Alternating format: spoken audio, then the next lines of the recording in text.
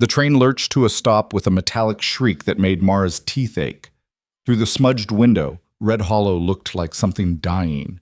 Wooden buildings leaning into each other like drunks. Mud streets churned to soup by wagon wheels. And men. So many men. Their faces hard as the mountains behind them, waiting. "Line up, ladies." Mrs. Pemberton's voice cut through the nervous breathing inside the railcar. She was a dried-up stick of a woman who'd chaperoned them from Kansas City, her mouth permanently twisted like she was sucking on something sour. "Straighten your spines. Fix your hair. You represent the Frontier Bride Company, and I'll not have you embarrassing me in front of these gentlemen." Gentlemen? Mara almost laughed. Through the window, she could see them elbowing each other, passing bottles, pointing. One man grabbed his crotch and thrust his hips forward, triggering a roar of laughter from his companions. "Move!" A sharp elbow jabbed Mara's ribs. Colleen Burke, 18 and pretty in that fresh way that wouldn't last 2 years out here, pushed past her toward the door. "Some of us actually want to be chosen." Mara bit back a response and gathered her carpet bag. It wasn't heavy. Everything she owned in the world barely filled it halfway. A spare dress, her mother's wedding ring that didn't fit anymore, a book of poetry she'd probably never read again, and the carefully folded advertisement that had brought her here. Wanted. Respectable women for marriage to prosperous frontier settlers. Transportation provided. Successful matches guaranteed. New lives await. Guaranteed. That word had glowed like a promise when she'd read it in the Kansas City boarding house, 3 months behind on rent, her last employer's cruel dismissal still ringing in her ears. "We need someone who presents the right image, Miss Quinn. Surely you understand." She understood perfectly. She was 34, shaped like a woman who'd known hunger and then found food, with crow's feet starting at her eyes and hands that looked like they'd done work. In a world that valued women like porcelain dolls, she was pottery, useful maybe, but nothing you'd display. "Out! Now!" Mrs. Pemberton prodded her toward the door. The platform hit her like a slap. Not the wood beneath her feet, though that was rough and splintered, but everything else. The stairs, the smell of unwashed bodies and whiskey, the mountain air, thin and sharp in her lungs, and the noise. "Jesus, Mary, and Joseph, look at that one! Dark horse in the back there. How much feed that one need?" Laughter rippled through the crowd like wind through dead leaves. Mara kept her eyes forward, focusing on Mrs. Pemberton's rigid back. The other brides filed out behind her, their nervous chatter dying as reality set in. This wasn't the adventure the advertisements promised. This was a meat market, and they were the merchandise. "Gentlemen!" A portly man in a stained suit climbed onto a crate, arms spread wide. His face was red, sweat shined despite the October cold. "Welcome to Red Hollow's first annual bride selection. I'm Mayor Cutler, and on behalf of our fine community, I thank you for coming. Now, we got rules." "Get on with it," someone shouted. The mayor's smile tightened. "Right. Rules are simple. Each lady will state her name and qualifications. You'll have a chance to ask questions, respectful questions, and then make your selection. Winning bid gets first choice, working down from there. We do this orderly, or Sheriff Boone here will ensure we do it orderly." He gestured to a lean man with a star pinned to his vest and a shotgun cradled in his arms. "Winning bid." The words made Mara's stomach turn. But what had she expected? Love at first sight? Romance? "First young lady, step forward." Catherine Mills went first. 22, blonde, nervous hands smoothing her blue dress. "I can cook, sew, keep house. My father was a school teacher back in Ohio. I can read and write and do sums." "She's got good teeth," someone called out. "Let's see her smile." Catherine's face flushed, but she smiled tight and humiliated. $30, a man in coveralls shouted. 40. 50, and I'll throw in a milk cow. The bidding spiraled up. Catherine was claimed for $70 and a horse by a weathered rancher who looked old enough to be her grandfather. She stumbled off the platform into his possessive grip, her eyes wet but determined. One down. Sarah Jenkins went next. Dark-haired, small-waisted, claimed before she finished listing her qualifications. Then Emma Wright, red-headed and sharp-tongued, who told the crowd she wouldn't cook for any man who couldn't bathe regularly. That got her picked by a clean-shaven carpenter who looked almost amused. 3 down. The pattern repeated. Colleen Burke, preening and simpering, went for $120, the highest bid yet, to a cattle baron named Thompson, who wore more jewelry than seemed practical. Anne, Mary, Dorothy, Lillian, Rebecca. Each one called forward, examined, bid on, claimed. Mara stayed at the back, her carpetbag clutched to her chest like a shield. With each selection, the crowd thinned. Some men left satisfied, their new wives in tow. Others lingered, either unable to afford the prices or waiting for something specific. And last but not least, the mayor's jovial tone had worn thin. Miss Mara Quinn? The remaining men had been talking among themselves, passing bottles, not paying attention. When Mara stepped forward, the platform creaking under her weight, the conversation stopped. Silence hit harder than the earlier jeers. She forced herself to stand straight, to meet their eyes. I'm Mara Quinn. I'm 34. I can cook, clean, mend, garden, manage household accounts, nurse the sick, and handle livestock. I worked in service for 12 years before they decided I wasn't ornamental enough. Before coming west, more silence. Then someone in the back started laughing, not a chuckle or a snicker, a full-throated belly laugh that bent him double. You brought us that? Jesus Christ, Cutler, what were you thinking? I wouldn't breed her to my ugliest sow. The mayor's face darkened. Now, gentlemen, Miss Quinn has excellent qualifications. She got qualifications, all right. Qualified to break a bed frame. The crowd erupted. Men slapped their thighs, wheezed with laughter, elbowed each other. Some of the ones who'd already claimed brides laughed hardest, as if grateful they'd chosen first. Mara's face burned. She wanted to run, to disappear, to be anywhere but on this platform with dozens of eyes dissecting her every flaw. But she'd learned long ago that running just made the chase more fun for them. So she stood, fingernails digging into her palms, and endured. Come on now, the mayor tried again, his voice carrying a hint of desperation. She's got skills, strong worker. Any man here'd be lucky. I'll give you $5, a voice called out. For the entertainment value. I'll give you 10 if she cleans my barn. Don't want her in the house, though. How about we just send her back? Return to sender. Mrs. Pemberton appeared at Mara's elbow, her face pinched with fury. Not at the crowd, at Mara, as if this humiliation was somehow her fault. This is completely unacceptable, she hissed. The company's reputation? Your reputation? Mara found her voice, low and sharp. Maybe your company should have been clearer about what frontier men actually want. They want women, Mrs. Pemberton snapped. Not... Whatever comparison she'd been about to make died when the crowd suddenly went quiet again. This silence was different, heavier. It spread like frost, killing the laughter mid-breath. Men shifted, creating space, their expressions changing from cruel amusement to something harder to read. Wariness. Maybe fear. Mara turned. A man stood at the edge of the platform. No, stood wasn't the right word. He occupied space the way a mountain did, inevitable and immovable. 6.5 feet tall, maybe more, built like he'd been carved from the same rock as the peaks behind him. Dark hair hung past his shoulders, tangled with leather cords. His beard was thick, untrimmed, streaked with gray. Buckskin coat worn soft with use, rifle slung across his back, and boots that had walked through more miles than most men would see in a lifetime. But it was his eyes that froze Mara in place. Gray as winter ice, and just as cold. He looked at her. Not through her, not past her. At her. His gaze traveled from her face down to her worn boots and back up, slow and assessing. Not the degrading inspection of the other men, but something else. Like he was measuring her against some internal standard she couldn't guess at. Then he spoke, his voice a rumble that came from somewhere deep in his chest. I'll take her. The crowd erupted. Rhett, you can't be serious. There's better options in town, Calder. Why waste your money on... I said I'll take her. He didn't raise his voice, but something in his tone cut through the noise like a blade through cloth. Anyone got a problem with that? The sheriff, Boone, stepped forward, his shotgun shifting in his hands. Now, Rhett, nobody's saying you can't, but you sure?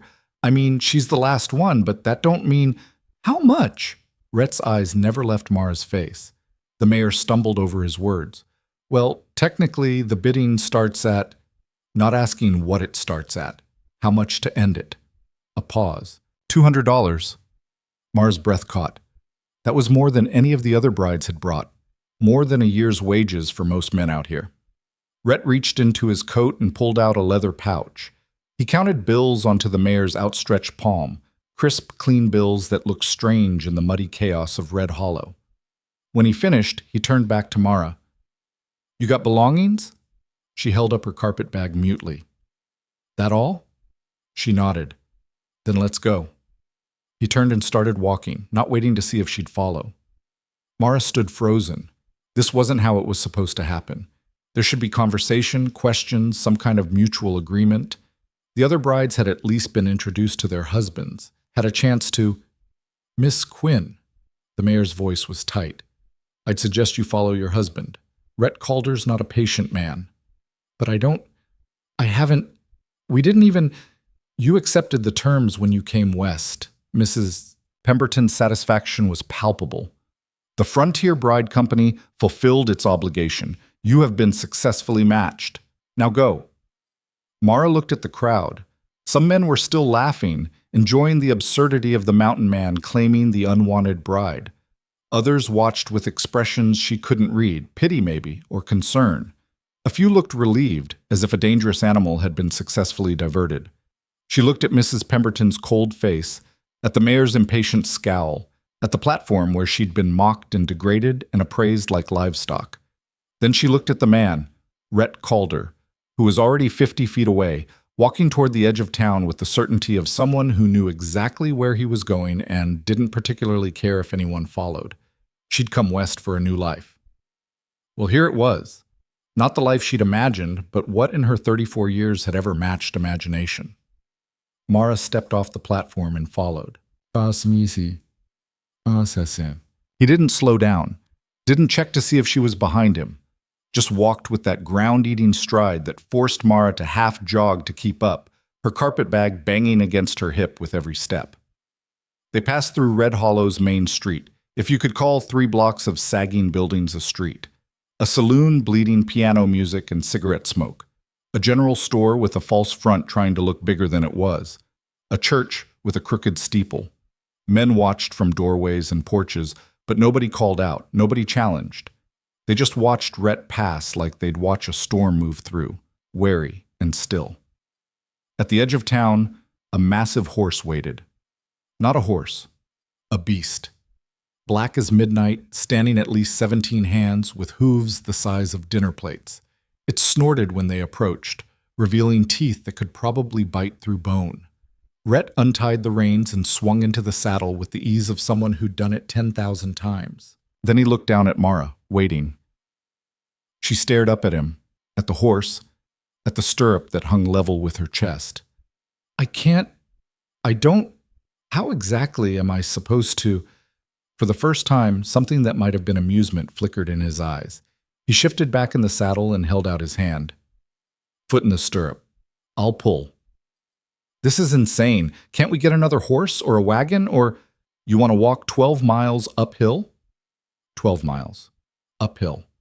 Mara looked at her worn boots, then at the mountains rising like walls behind the town, then at Rhett's outstretched hand. She grabbed it. His grip was iron. He pulled, she pushed, and somehow, ungracefully, awkwardly, her skirts hiked to her knees. She ended up behind him on the horse, clutching his coat to keep from sliding off. "Hold on," he said, and kicked the horse into motion. They climbed, and climbed, and climbed. Red Hollow fell away below them, shrinking to toy size, then disappearing entirely as they followed a trail that was more suggestion than path. The horse picked its way over rocks and roots with surprising delicacy for something so massive, but every jolt still went through Mara's spine. She tried to keep space between herself and Rhett, tried to hold herself away from him, but gravity and the horse's movement kept pushing her forward until she had no choice but to press against his back and wrap her arms around his waist. He didn't comment, didn't react, just guided the horse upward with subtle shifts of his weight and occasional clicks of his tongue. The air thinned, got colder. Mara's lungs burned with each breath, and she was grateful for Rhett's bulk blocking the wind that picked up as they climbed. Pine trees closed in around them, tall and silent, their needles carpeting the ground and muffling the horse's footfalls. An hour passed. Maybe two. Mara lost track. Her thighs ached from gripping the horse. Her arms cramped from holding on, and her face felt frozen despite being pressed against Rhett's coat. The coat smelled like wood smoke and pine, and something else, something wild and clean that she couldn't name. Finally, Rhett broke the silence. "You scared?" The question surprised her. "Should I be?" "Most people are." "Of me." Most people weren't left standing on that platform like last year's produce. A sound came from him, not quite a laugh, but close. "That why you came? Desperate. That's what you think?" "I think people don't come west unless they're running from something or toward something, and people who answer bright advertisements usually aren't running toward." Mara considered lying, considered the proud speech about fresh starts and new opportunities.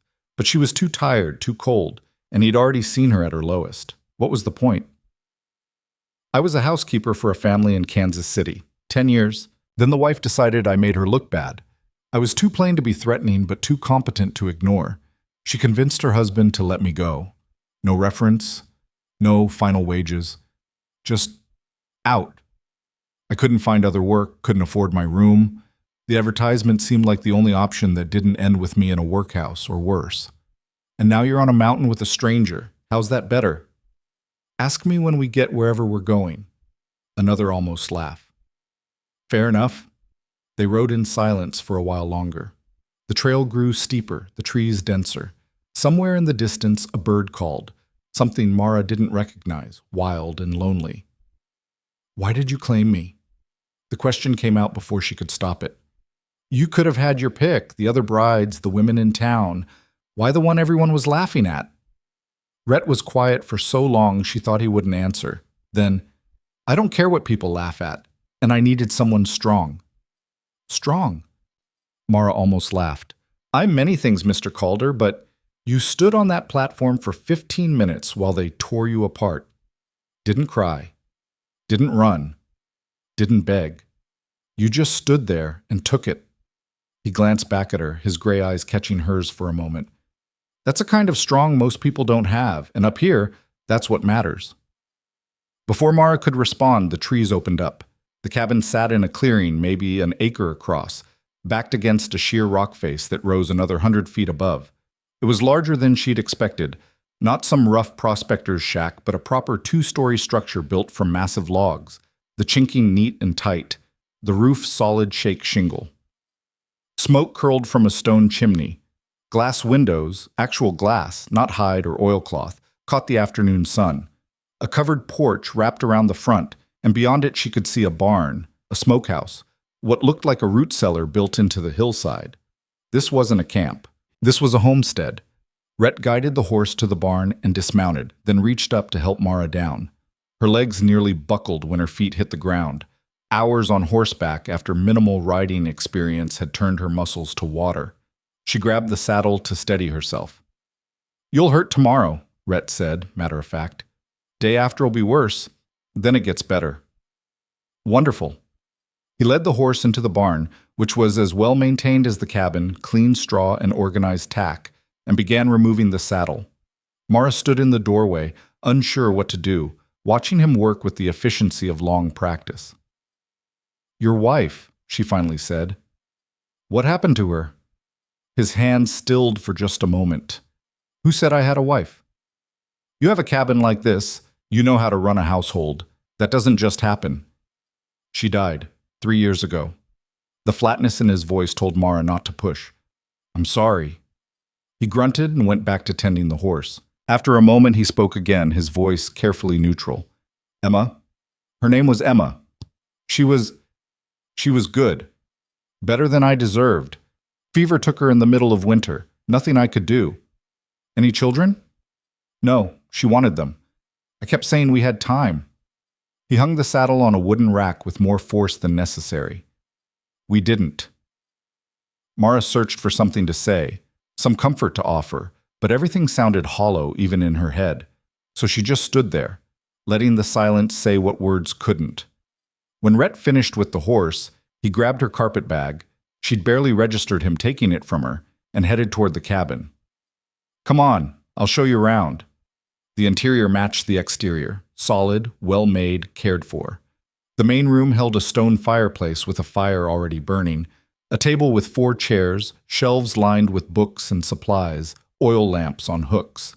Stairs led to a loft above. The kitchen area was better equipped than most she'd seen, with a real stove, good cookware, and actual storage bins. "Bedroom's up there," Rhett said, pointing to the loft. "There's a second room beyond it, smaller. You can have that one." "Wait, separate rooms?" He looked at her like she'd asked if water was wet. "What did you think?" "I thought the advertisement said marriage. I assumed I needed help running this place.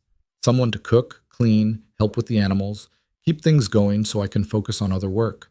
That's what I paid for. That's what I expect." His expression was unreadable. "Anything beyond that would need to be mutual.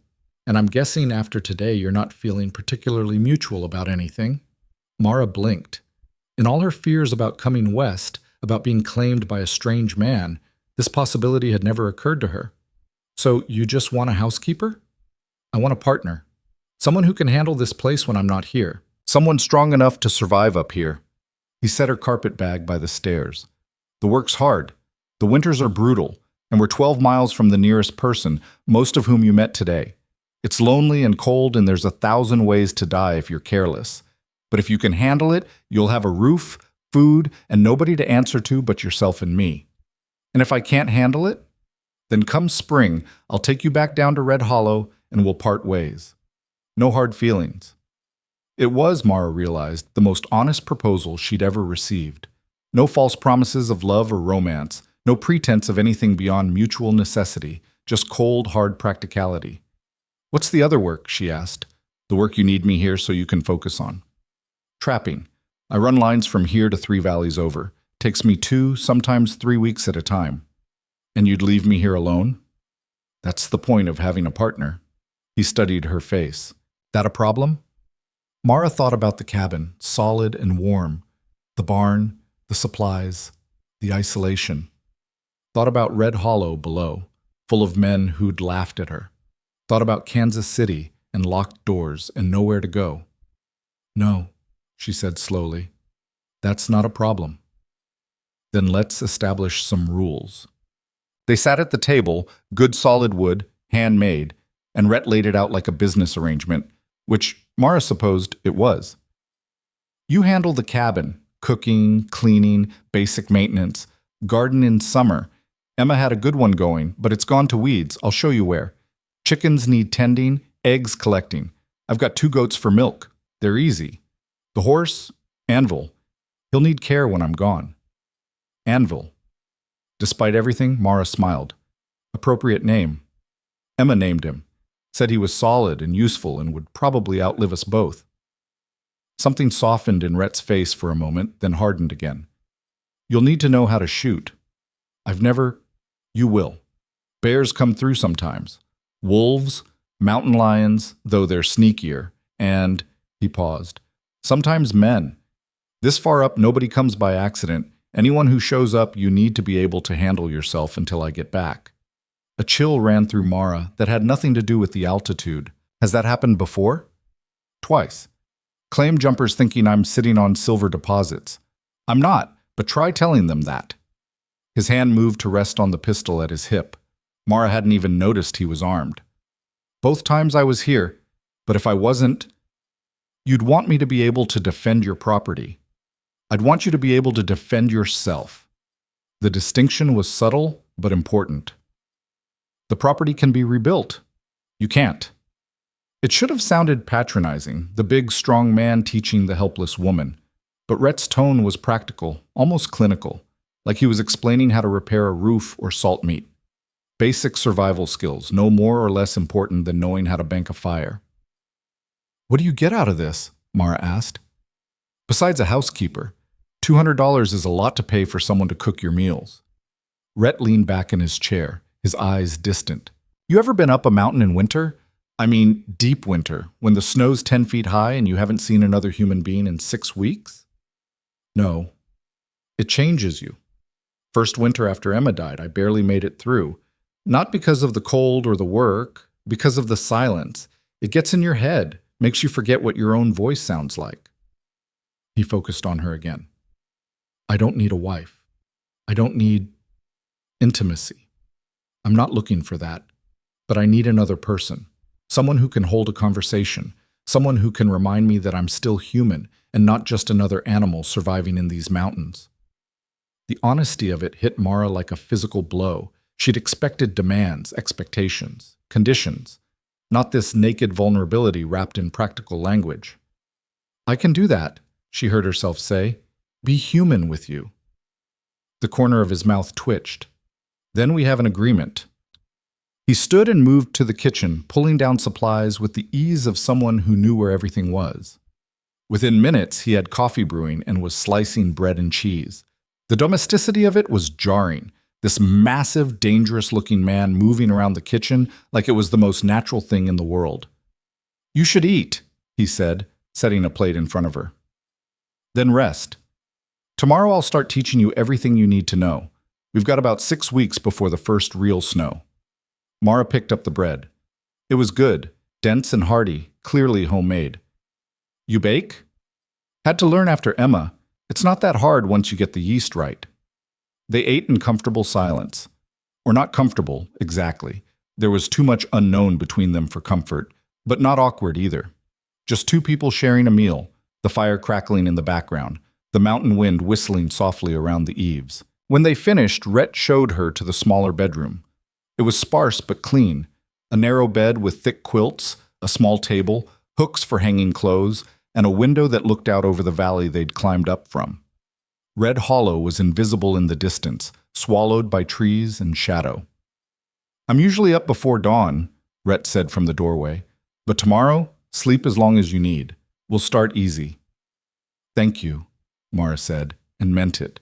For all of this. For not being what everyone expected. He shrugged. I stopped caring what people expected a long time ago. You should too. He left, closing the door behind him. Mara heard his boots on the stairs, the creak of the loft floorboards above her head, then silence. She stood at the window, looking out at the darkening mountains.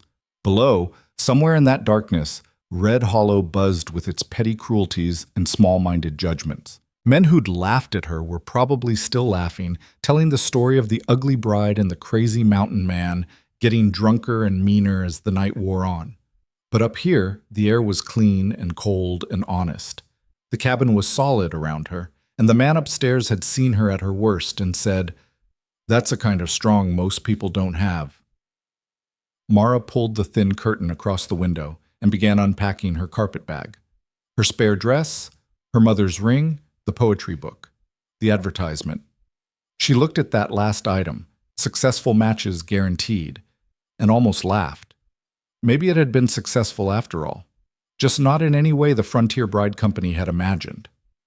She folded the advertisement into a small square, walked to the fireplace downstairs and fed it to the flames. The paper curled and blackened and disappeared, taking with it the woman who'd been desperate enough to answer it. Tomorrow, she'd start learning how to be someone new. Tomorrow, she'd start learning how to survive. Dawn came cold and blue through the window. Mara woke to the smell of coffee and the sound of someone moving around below. She dressed quickly, her bones aching from the previous day's ride, just as Rhett had promised, and descended the stairs. He was already at the table, a steaming mug in his hands, looking over what appeared to be a hand-drawn map. When she entered, he glanced up and pushed a second mug toward her. "Coffee's strong," he warned. "Emma used to water mine down. Never got back in the habit." Mara took a sip and nearly choked. It wasn't coffee, it was battery acid disguised as a beverage. But it was hot, and it woke her up, so she took another sip and tried not to wince. "We'll start with the basics today," Rhett said, rolling up the map. "Chickens, goats, where I keep supplies. Then I'll show you the garden plot and the root cellar. After that, if you're not too tired, we'll do firearms." "All in one day?" "All in one day. Clock's ticking." He stood and grabbed his coat. "Come on." The next 6 hours were a blur of information. Rhett was a patient teacher, but a thorough one, showing her everything twice, making her repeat it back, correcting her when she got it wrong. The chickens, 8 of them, each with distinct personalities, lived in a coop attached to the barn. The goats, Millie and Belle, were surprisingly friendly, nosing at Mara's pockets looking for treats. They give about a gallon a day each, Rhett explained, demonstrating the milking technique. More in spring when the grass is good. You'll make butter, cheese, if you're ambitious. I'll show you how. The garden plot was bigger than she expected, maybe half an acre, surrounded by a tall fence. Deer, Rhett said when she asked about the fence. And elk. They'll strip it bare in a day if you let them. Emma had potatoes here, carrots, turnips, cabbage, things that store well, beans on this side. We'll need to turn the soil before winter, get it ready for spring planting. The root cellar was built into the hillside, accessible through a heavy wooden door. Inside, the temperature dropped 20 degrees. Shelves lined the walls, most of them empty. This time of year it should be full, Rhett said, his voice echoing slightly in the space.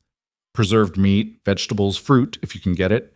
That's your job between now and snowfall. Hunt, gather, preserve. If we don't have enough food stored, winter gets real unpleasant real fast. By noon, Mara's head was spinning with information, and her legs were shaking from exhaustion. Rhett noticed and called a halt, leading her back to the cabin for a simple lunch of jerky and dried apples. You did good, he said as they ate. Better than I expected for a first day. I can barely feel my feet. That'll pass. Your body needs to adjust to the altitude. Another week, you'll be fine. He paused. You know how to shoot at all? Even a little? No, my father was a clerk. My mother was a seamstress. Guns weren't... We didn't... Okay, then we start from nothing. He stood and retrieved a pistol from a locked cabinet in the corner. Not the one he wore, but a smaller one with a walnut grip. This is a Colt .38. It's lighter than mine, easier to handle. 6 shots, reliable, won't kick your arm off. He took her outside to a cleared area behind the cabin where several logs had been set up at various distances. For the next 2 hours, he taught her the fundamentals. How to hold it, how to aim, how to breathe and squeeze rather than pull. The first shot made her jump, the noise impossibly loud in the mountain silence.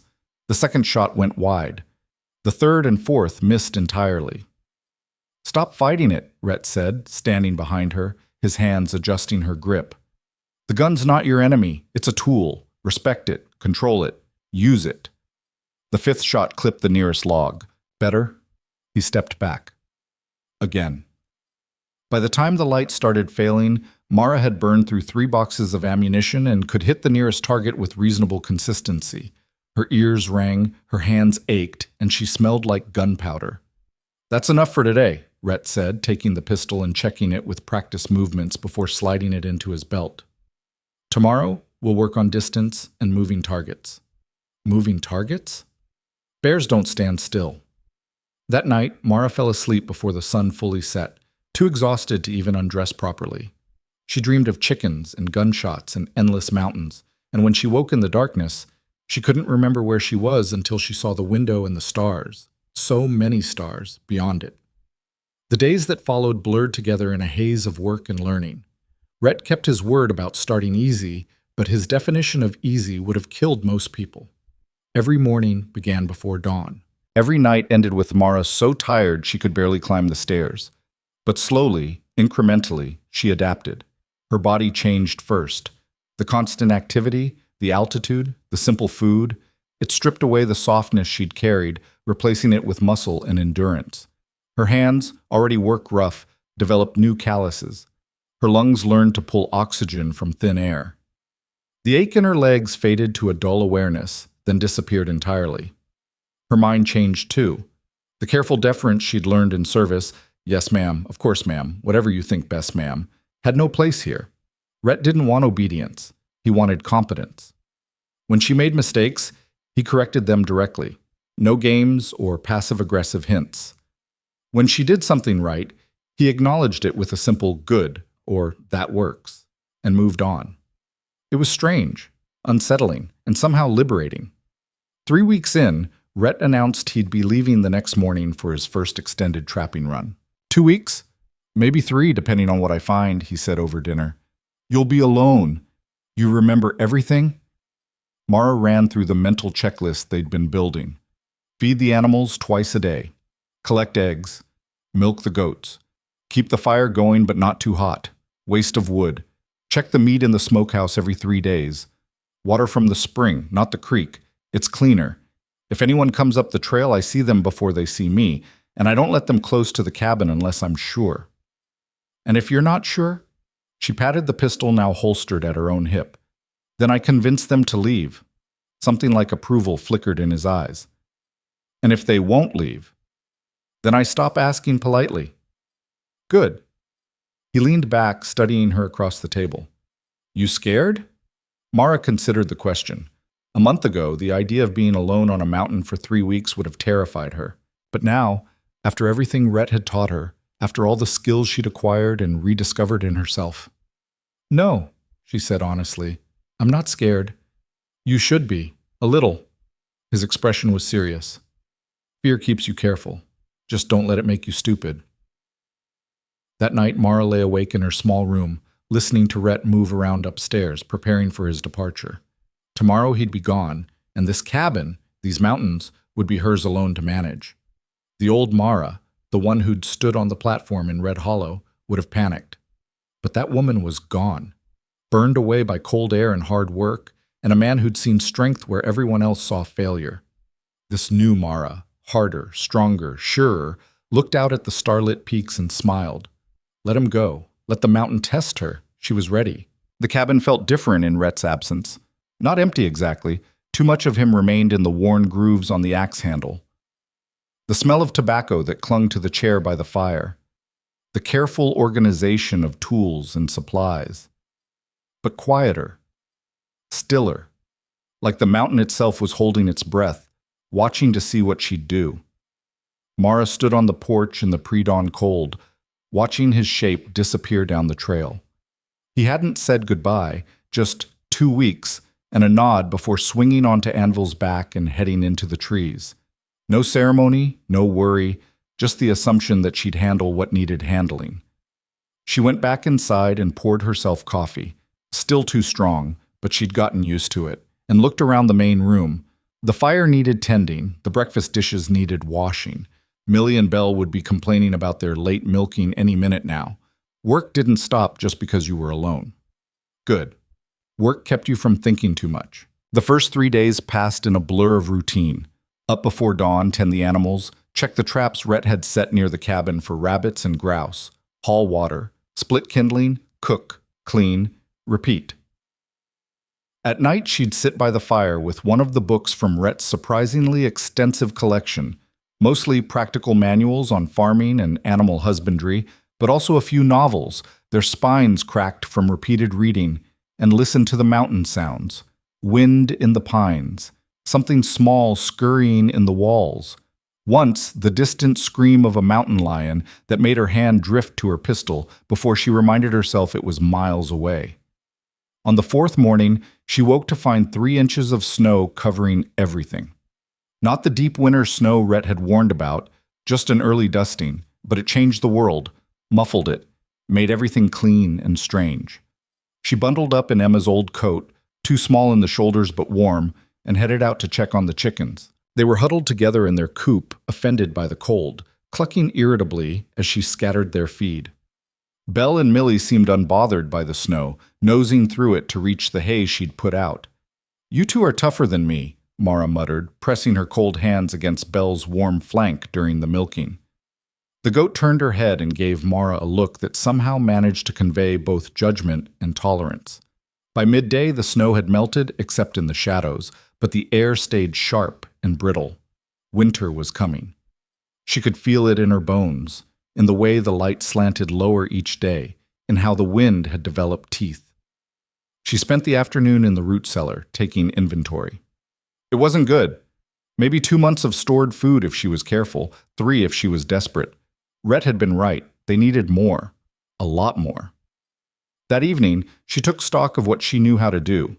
She could shoot, though not well enough to reliably bring down a deer. She could set the small snares for rabbits. She knew which plants were edible.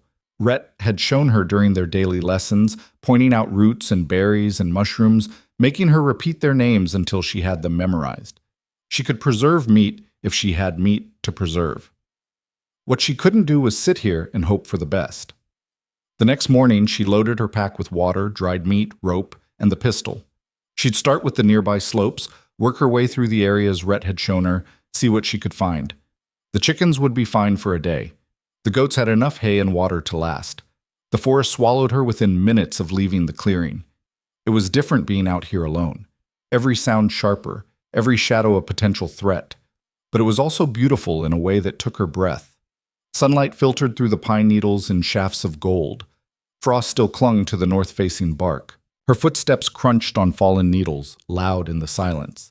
She found the first snare line Rhett had mentioned, checked each trap. Empty. Empty. Empty. Then a rabbit in the fourth, already stiff with cold. She reset the trap and moved on. By noon, she'd collected 3 rabbits and found a patch of wild onions growing near a creek. Not enough to matter, but something. She was considering heading back when she heard it. Voices. Mara froze, her hand moving automatically to her pistol. The voices were male, rough, coming from somewhere ahead and to her right.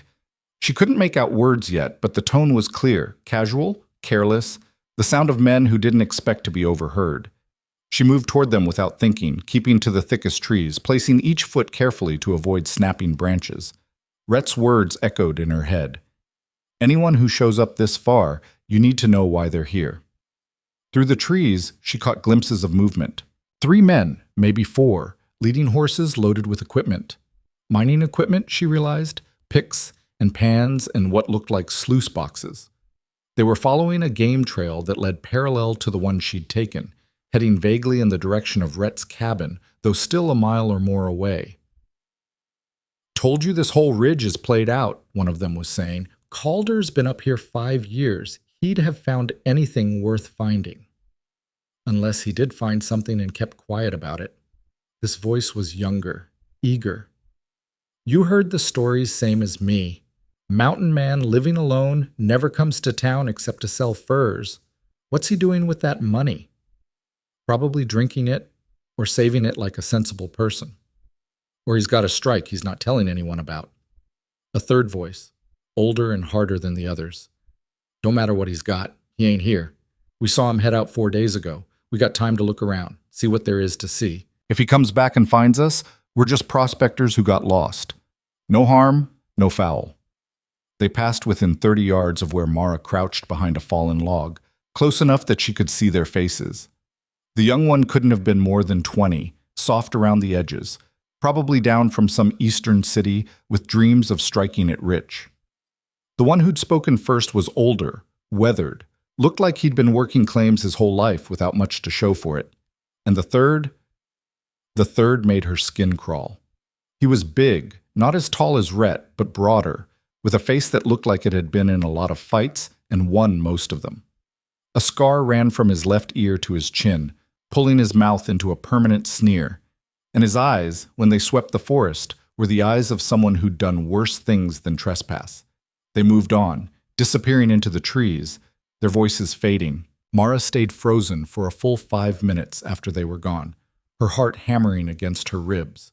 Then she carefully, quietly, made her way back to the cabin, her earlier finds forgotten in her pack. 2 hours later, she was barricaded inside with the heavy wooden bar dropped across the door, her pistol loaded and within reach, trying to think. The men were heading in the general direction of the cabin, but the game trail they were following would take them past it, maybe a quarter mile to the north. They might see the smoke from her chimney. They might not. Rhett had said 2 weeks, maybe 3. It had been 5 days. Call it 9 more days minimum before he got back. 9 days was a long time. She couldn't just hide here and hope they passed by. If they spotted the cabin, they'd investigate. And if they found her alone... The memory of their voices, especially the scarred man's voice, made her stomach turn. No harm, no foul wasn't true. She knew what men like that could do. Had heard enough stories from other housekeepers, other women who'd learned the hard way that isolation and opportunity brought out the worst in certain types. She needed to make sure they didn't find the cabin, or if they did, they found it abandoned, not worth investigating. That night she barely slept, starting at every sound, her hand on the pistol grip. But nothing happened. No voices, no footsteps, no knocks on the door. Just the wind and the usual mountain sounds. Morning came gray and cold. Mara made her decision. She banked the fire to coals, packed enough food for 3 days, loaded the pistol, and tucked 2 boxes of spare ammunition into her coat pockets. Then she went out and scattered the chickens' feed for the next several days, gave the goats extra hay and water, and made sure everything was secure. If the men came to the cabin, they'd find it cold and empty. And she'd be somewhere else, watching. She headed north, following the direction the prospectors had been going, moving carefully through the forest. It took her most of the morning to pick up their trail, boot prints in the soft earth, broken branches, the occasional cigarette butt tossed carelessly aside. She followed at a distance, always keeping them ahead of her, never getting close enough to risk being seen. By afternoon, she'd tracked them to a clearing about half a mile from the cabin where they'd made camp. A fire was going, gear scattered around, the horses hobbled nearby. The 3 men sat around the fire, passing a bottle and arguing. "Waste of time," the weathered one was saying. "There's nothing up here but trees and rocks. We should head back down, try the claims near Cedar Creek." "We just got here," the young one protested. "Give it a couple days at least." The scarred man took a long pull from the bottle and wiped his mouth. "We'll check out that cabin first, Calder's cabin, see what's what." "I told you he's not there. We saw him leave. Don't mean the cabin's empty." The scarred man's smile was ugly. "Mountain man like that, alone all the time? Might keep supplies we could use. Might keep other things, too." "You want to rob him?" "I want to look around, that's all. Just look." The way he said it made it clear that looking wasn't all he had in mind. Mara's blood went cold. She'd been right to leave. If she'd stayed, if they'd found her there alone. She backed away from the clearing, careful not to make a sound, and found a sheltered spot behind a cluster of boulders about 100 yards away where she could watch their camp without being seen. Then she settled in to wait. The first night was miserable. The temperature dropped below freezing once the sun set, and even with Emma's coat and the blanket she'd brought, Mara couldn't stop shivering. She didn't dare light a fire, didn't dare do anything that might give away her position. So she huddled behind the rocks, watching the prospectors' fire burn down to embers, watching their shadows move around the camp, and tried not to think about how cold she was. The next morning, they broke camp and headed toward the cabin. Mara followed, her jaw clenched so tight it ached. She watched from the tree line as they approached the clearing, saw the scarred man's expression when he spotted the cabin. "Well now," he said, "that's a nice piece of property." They approached cautiously at first, weapons drawn, calling out. When no one answered, they got bolder. The young one tried the door, found it barred from the inside, and the scarred man simply kicked it in, the heavy wood splintering under his boot. From her hiding spot 200 yards away, Mara felt each violation like a physical blow. They were in her cabin, in her space, touching her things, Emma's things, Rhett's things. She watched them move through the interior, could see them through the windows, opening cabinets, pulling books off shelves, helping themselves to supplies. The young one came out with a bottle of whiskey he'd found somewhere. The weathered one carried an armful of tools, and the scarred man emerged with a dress. Emma's dress. The blue one Mara had seen hanging in the bedroom, carefully preserved, probably one of the last connections Rhett had to his dead wife. The scarred man held it up, laughed, said something that made the others laugh too. Then he tossed it into the mud. Something in Mara's chest went tight and hot. She'd been prepared to hide, to wait them out, to let them take what they wanted and leave. That was the smart thing, the safe thing. But watching that dress, Emma's dress, land in the mud while these men laughed, something shifted. She'd spent 34 years being smart and safe, being accommodating, taking whatever the world threw at her with her head down and her mouth shut. She'd stood on that platform in Red Hollow and let them mock her because fighting back seemed impossible. But she wasn't that woman anymore. That woman had died somewhere between the platform and the mountain. This woman, the one Rhett had seen strength in, the one who'd learned to shoot and trap and survive. This woman had a line, and they'd just crossed it. Mara checked her pistol, made sure she had a clear line of retreat, and stood up. "You boys looking for something?" Her voice carried across the clearing, loud enough to make all three men freeze and spin toward her. For a moment, nobody moved. They stared at her standing at the edge of the tree line, her hand resting on the pistol at her hip, and she could see them recalculating. They'd expected an empty cabin. They'd found a woman instead. The scarred man recovered first, his surprise melting into something worse. Well, looks like Calder left something behind after all. He didn't leave anything. I live here. She kept her voice steady, channeling every bit of authority she'd ever seen Rhett project. You're trespassing. I'm giving you one chance to take what you've already stolen and leave. The weathered man shifted uncomfortably. Lady, we don't want trouble. We were just... Shut up, Jack. The scarred man started walking toward her, slow and easy, like he was approaching a spooked horse. Now, sweetheart, let's not get excited. We're just passing through, having a look around. No harm meant. Stop walking. He didn't stop. Or what? You gonna shoot me? His smile widened. I don't think so. You don't have that look. You're just trying to scare us off. He was 20 yards away now, close enough that she could see his eyes, dead eyes, predator eyes, and know that he'd already decided how this was going to end. Close enough that even her mediocre shooting skills would probably hit him if she fired, but probably wasn't certain, and if she missed, if she just wounded him, if the others rushed her while she was reloading, her hand tightened on the pistol grip. I'm telling you to stop. Or what? He was 15 yards away now. You going to kill me? Over what? A cabin? Some supplies? 10 yards. Don't seem worth it, does it?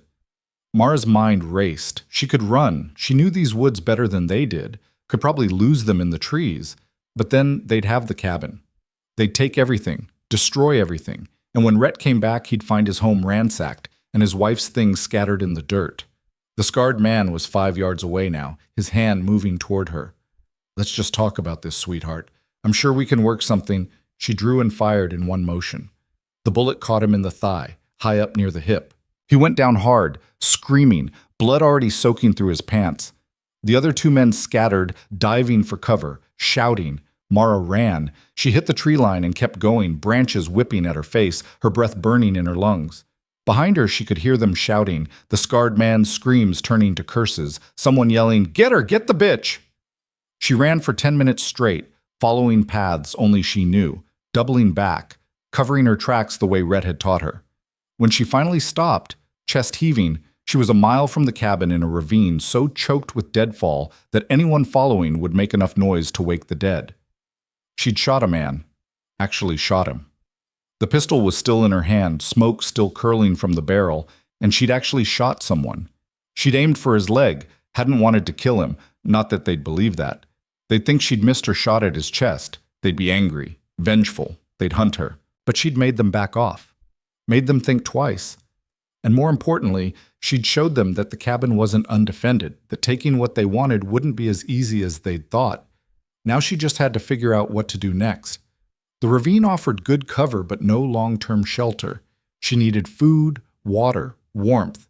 The cabin was out. They'd be watching it, waiting for her to come back. She could try to make it down to Red Hollow, but that was 12 miles through terrain she barely knew, and the town would be no help anyway. Half of them probably thought Rhett deserved whatever he got, which left the mountain itself. Rhett had shown her a few places during their training, a cave system about 3 miles east that would provide shelter, a spring-fed pool that never froze, areas where deer trails converged. She could survive out here, for days if she had to. Long enough for Rhett to get back, at least. She just had to avoid 3 angry men, one of whom she'd shot, all of whom now had every reason to want her dead. Simple. As the sun started its descent toward the peaks, Mara checked her ammunition, 4 shots left in the pistol, 2 full boxes in her pockets, and began working her way toward the caves. Behind her, somewhere in the gathering darkness, men with torches were spreading out through the forest, calling her name, their voices carrying promises that made her skin crawl. She kept moving. The caves were worse than she remembered. Not the caves themselves, those were dry and defensible, but getting to them meant crossing an exposed slope where anyone watching would spot her. In daylight, it would be suicide. So she waited, huddled in a thicket, watching the sun sink and the shadows lengthen, until full dark finally settled over the mountain. Then she moved. The slope was treacherous in the dark, loose scree that shifted under her boots and sent small rocks skittering down into the void below. Twice she nearly fell. 3 times she froze, certain she'd heard voices nearby, only to realize it was the wind or an animal or her own fear making phantoms. But she made it. The cave mouth opened before her like a black throat, 15 feet high and narrow enough that she'd have to turn sideways to enter. She'd been here before with Rhett, so she knew it opened up inside. Knew there was a chamber deep enough to hide in and a crack in the ceiling that would vent smoke if she dared to light a fire. She didn't dare. Instead, she felt her way into the darkness, one hand on the rough stone wall, until she was far enough back that no light would reach her from outside. Then she sat down with her back against the wall, the pistol in her lap, and tried not to think about what would happen if they found her. The night stretched out forever. Every sound was amplified by the stone, dripping water, the scurry of bat wings, her own breathing harsh and too loud. She dozed but didn't sleep, jerking awake at imagined footsteps, her hand always on the pistol. Dawn came as a gradual lightening of the cave mouth. Mara allowed herself to relax fractionally and take stock. She had 3 pieces of dried meat left, maybe a day's worth of water in her canteen, ammunition for a short fight but not a long one, and no idea where the prospectors were or what they were doing. She needed information, needed to know if they were still at the cabin, still searching for her, or if they'd given up and moved on. Only one way to find out. She left the cave in full daylight, figuring they wouldn't expect her to be that bold. Worked her way back toward the cabin through the thickest cover, stopping every few minutes to listen. The forest was quiet, too quiet. No birds, no squirrels, just an oppressive stillness that made her nerves sing. When she finally got close enough to see the clearing, her heart sank. They hadn't left. If anything, they'd settled in. Their camp was set up right in front of the cabin now, gear spread out, fire burning. The horses were hobbled nearby. And the 3 men, including the scarred one, who was sitting with his leg wrapped in bloody bandages and murder written all over his face, were clearly waiting. "Can't have gone far," the young one was saying. "We should spread out, check the trails again." "She's holed up somewhere." The scarred man's voice was tight with pain and fury.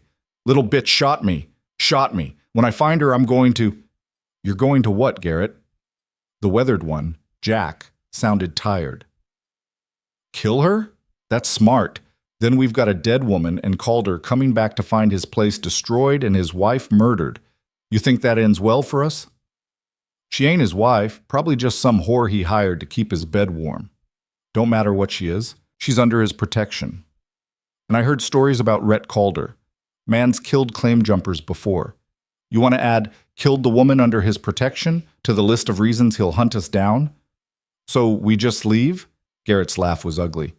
"After she shot me? After she humiliated me in front of you 2? We take what we can carry and get out while we still can. Cut our losses." "No." Garrett struggled to his feet, wincing. "We find her. We make her pay. And then we burn this place to the ground so Calder knows what happens when people cross me."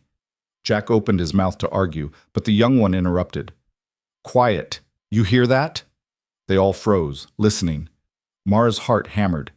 Had they heard her? Had she made a sound without realizing? But they weren't looking in her direction. They were looking south, down the trail toward Red Hollow. And now she could hear it too. Hoofbeats, multiple horses, coming fast. "Riders," the young one said unnecessarily. "How many?" Garrett reached for his rifle, his face pale under his tan. 3, maybe 4. Could be Calder. Could be the law. Jack grabbed his pack. "Either way, I'm done. I'm not dying over this. You run and I'll—" Whatever threat Garrett had been about to make died as the riders burst into the clearing. There were 4 of them, and they weren't the law. They weren't Rhett either. They were something else. Harder men, older men, all armed, all looking like they'd done worse things than trespass on someone's property. The leader swung down from his horse with the easy confidence of someone used to being in charge. He was maybe 50, gray at the temples, dressed too well for prospecting. His eyes swept the clearing, taking in the broken door, the scattered supplies, the 3 prospectors frozen like deer in torchlight. "Well now," he said, his voice cultured, almost pleasant. What do we have here? Garrett recovered first, straightening despite his wounded leg. Private camp, mister. You're trespassing. The man's smile didn't reach his eyes. Funny. I was about to say the same thing to you. This is Rhett Calder's property, if I'm not mistaken. And unless you three are Rhett Calder, which you're clearly not, then you're the ones trespassing. We got permission, Garrett lied. Calder said we could. Rhett Calder doesn't give permission. I've been trying to buy this land from him for 3 years, and he won't even discuss it. The man walked closer, his men fanning out behind him. So unless he's had a sudden change of heart, which I doubt, you're lying. A long pause. Then Jack, the weathered prospector, made a break for it. He got maybe 10 feet before one of the newcomers drew and fired. The shot echoed off the mountains, and Jack crumpled to the ground, clutching his leg. Anyone else want to run? The leader's pleasant tone never wavered. No? Good. Then let's have an honest conversation. I'm Victor Hale. This is my land, or it will be once certain obstacles are removed, and you three are going to help me remove those obstacles. From her hiding spot, Mara's blood ran cold. She'd heard that name before. Rhett had mentioned it once, in passing. A land baron who'd been trying to force him out, offering money at first, then making threats when money didn't work. We don't want any trouble, the young prospector stammered. We were just looking around, that's all. We'll leave. We won't say anything. Oh, you'll leave eventually, Hale agreed. But first you're going to tell me everything you know about Rhett Calder's operation here. His routines, his defenses, when he comes and goes. And then you're going to help me prepare a proper welcome for when he returns. There's a woman, Garrett said quickly, probably hoping to buy himself mercy. Calder's woman. She's out in the woods somewhere. She shot me when we tried to... A woman? Hale's interest sharpened. Describe her. They did. Mara listened to herself being reduced to inventory. Age, build, the dress she'd been wearing, the pistol at her hip. Heard them speculate about whether she was Calder's wife or his whore. Heard Garrett describe in graphic detail what he'd planned to do when he caught her. Hale listened to it all with the expression of someone considering a business proposition. When they finished, he nodded slowly. Find her, he said to his men. Alive if possible. She'll be useful leverage when Calder returns, but if she fights, put her down. I don't care which. 2 of his men headed into the woods immediately, moving with the confidence of experienced trackers. The other 2 stayed with Hale, weapons ready, watching the prospectors. Mara didn't wait to hear more. She backed away from the clearing as quietly as she knew how, then turned and ran. Not toward the caves this time, but deeper into the mountains, away from the cabin, away from the trails, into terrain so rough that only desperation would drive someone to follow. She ran until her lungs burned and her legs shook, until the cabin and the clearing were miles behind her and the sun was high overhead. Then she collapsed against a tree, chest heaving, and tried to think. 7 men now. 7 men who wanted her dead or captured, who'd taken over the cabin, who were planning something terrible for when Rhett returned. And she was alone, undersupplied, with 4 bullets and no plan. The smart thing would be to run. Head for Red Hollow despite the distance, despite the town's hostility, and get help. Or head in some other direction entirely, disappear into the wilderness, and let Rhett handle his own problems when he got back. That's what the old Mara would have done. The one who'd spent her whole life avoiding conflict, taking the path of least resistance, surviving by not being worth the trouble of hurting. But that Mara was dead. And this one, the one sitting in the woods with scraped hands and Emma's coat and a pistol that was running low on ammunition, this one had a different idea. She couldn't beat 7 men in a fight, couldn't shoot her way out, couldn't overpower them or outlast them. But maybe she could outsmart them. Rhett had told her once that the mountain was the best defense anyone could have up here, that knowing the terrain, knowing where to look and where to hide, was worth more than a dozen guns. He'd spent weeks teaching her the mountain. Now she'd see if she'd learned the lessons well enough to survive. She checked the sun, got her bearings, and started moving again. Not running this time, walking, thinking, planning. The mountain had tried to test her when she'd first arrived, had thrown cold and altitude and isolation at her, and she'd adapted. Now it was testing her again with something more dangerous than weather. Time to see if she'd pass this test too. By the time the sun touched the western peaks, Mara had a plan. Not a good plan. Good plans required resources she didn't have, but a plan that might keep her alive and buy time until Rhett returned. The first part was simple: stay mobile. The trackers Hale had sent into the woods were good, but they didn't know this mountain the way she was learning to. Every day with Rhett had been a lesson in reading terrain, in understanding how water flowed and animals moved, and where a person could hide or be exposed. She'd use that. The second part was harder: make them afraid. 7 men weren't scared of one woman with a pistol, but 7 men who didn't know where that woman was, who jumped at every sound in the forest, who couldn't sleep without wondering if she was watching. Those men made mistakes. And the third part was the gamble: somehow get word to Rhett that he was walking into a trap. She started with the trackers. They'd split up to cover more ground, which was their first mistake. Mara followed the northern one, a lean man in his 40s who moved well through the forest, but kept stopping to scan the trees, clearly expecting her to be running blind with panic. She shadowed him for 2 hours, learning his patterns. He was methodical, checking obvious hiding spots, leaving marks on trees so he wouldn't cover the same ground twice. Professional. Dangerous if she got careless. When he stopped to drink from his canteen, she picked up a rock the size of her fist and hurled it into the bushes 40 feet to his left. He spun toward the sound, rifle coming up. "I know you're there. Come out, and this goes easier for you." Mara was already moving, circling behind him while his attention was locked forward. She got within 20 feet before deliberately stepping on a branch that cracked like a gunshot. He whirled again, and she was gone, melted back into the trees, leaving him spinning in circles like a dog chasing his tail. She did it 3 more times over the next hour, sounds from different directions, glimpses of movement that disappeared when he investigated, always keeping him off balance, always making him wonder if she was hunting him instead of the other way around. Finally, he gave up and headed back toward the cabin, glancing over his shoulder every few steps. 1 down. The second tracker was harder. He'd stayed closer to the cabin, working in a grid pattern that would eventually cover everything within a mile radius. Smart, patient. Mara couldn't play the same games with him, so she didn't try.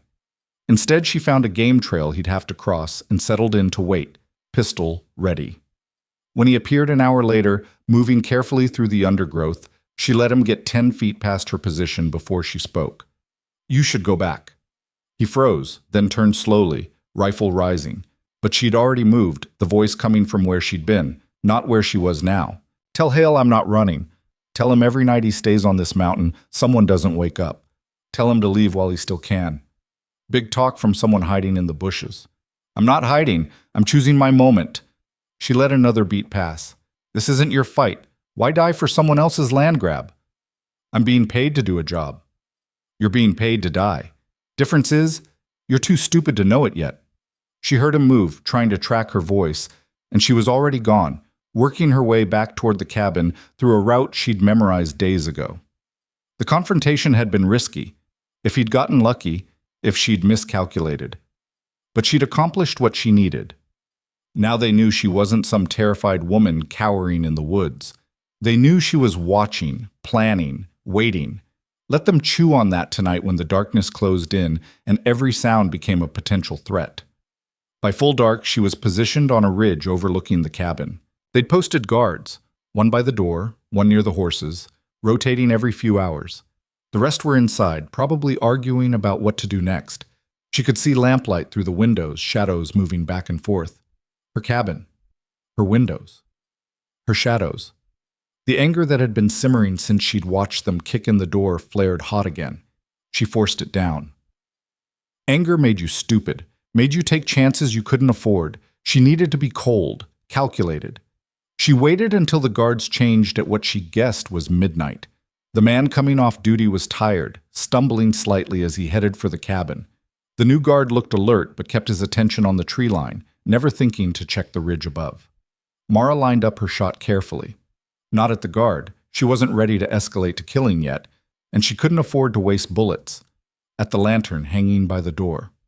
The shot split the night. The lantern exploded in a shower of glass and burning oil that splashed across the porch. The guard dove for cover, shouting. Men poured out of the cabin, weapons drawn, searching the darkness for a target they couldn't see.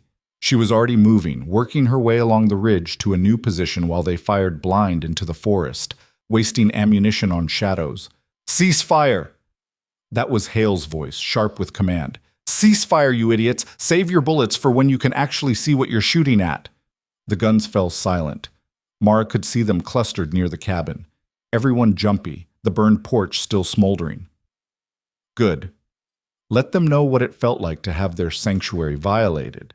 She spent the rest of the night moving in a wide circle around the property, occasionally snapping a branch or dislodging a rock, keeping them on edge. By dawn they looked haggard, eyes red from lack of sleep, jumping at every sound.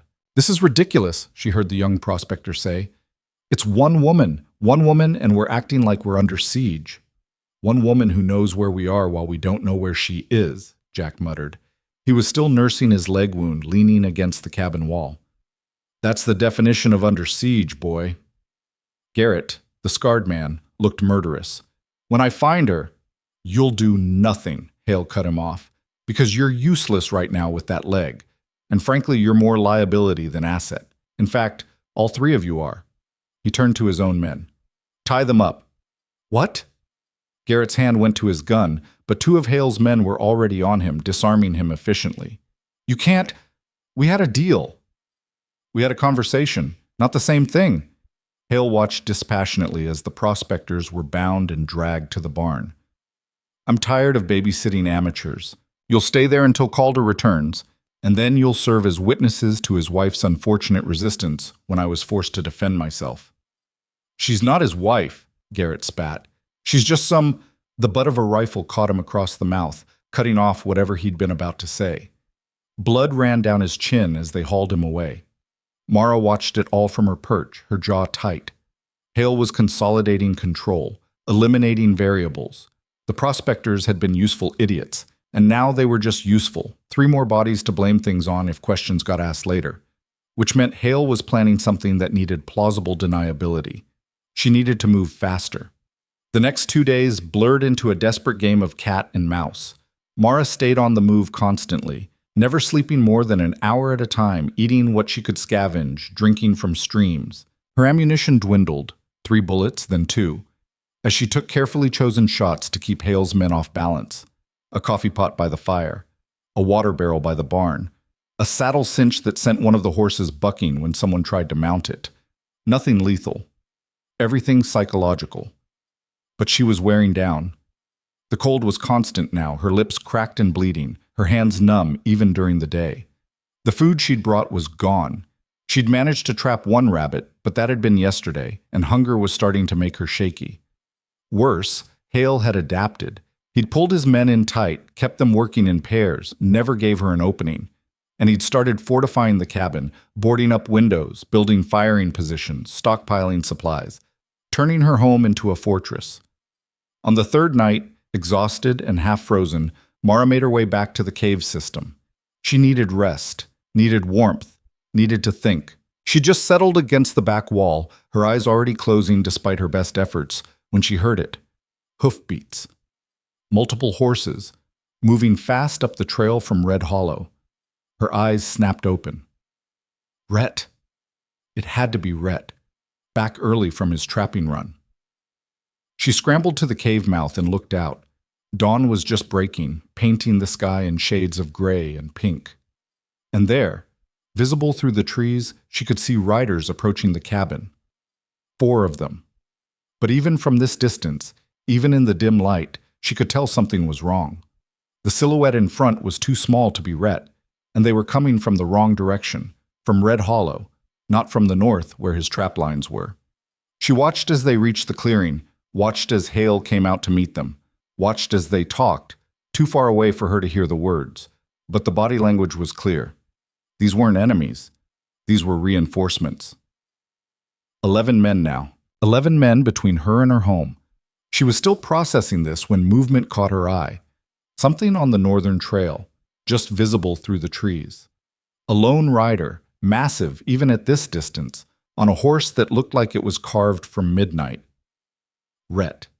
He was riding straight into a trap with 11 armed men waiting for him, and Mara was too far away to warn him, too far away to help, with 1 bullet in her pistol and a body that was running on fumes in desperation. She didn't think, didn't plan, just ran. The cave was 3 miles from the cabin as the crow flies, but the terrain made it closer to 4 on foot. Mara ran it in what felt like both forever and no time at all, her lungs burning, her vision tunneling, branches whipping her face and thorns tearing at her clothes. She had to reach him before he reached the clearing. Had to warn him. Had to. She broke from the trees onto the main trail 50 yards ahead of him and immediately doubled over, gasping for air. Her legs shook so badly she nearly fell. Rhett pulled Anvil up short, his hand going to the rifle on his saddle. Then he saw her face and his expression shifted from wary to something harder to read. Mara? She tried to speak, couldn't, just waved frantically back toward the cabin. He was off Anvil in one smooth motion, catching her before her legs gave out entirely. What happened? Are you hurt? Trap, she managed. Hale. 11 men. They've taken the cabin, waiting for you. His jaw tightened. Start from the beginning. She did, the words tumbling out in a breathless rush. The prospectors, the shooting, Hale's arrival, the last 3 days of running and hiding and trying to slow them down. She saw his expression darken with each detail, saw his hand tighten on the rifle until his knuckles went white. When she finished, he was quiet for a long moment. Then, you shot one of them. Yes, Garrett, the scarred one. He was coming at me. I didn't have a choice. I'm not criticizing. I'm impressed. He looked at her, really looked, taking in her torn clothes, her scraped hands, the exhaustion that was probably written all over her face. You've been running guerrilla warfare for 3 days, alone, against trained men. I didn't know what else to do. They said when you came back, I know what they were going to do. His voice was flat, cold. Question is, what are we going to do about it? We? Mara blinked.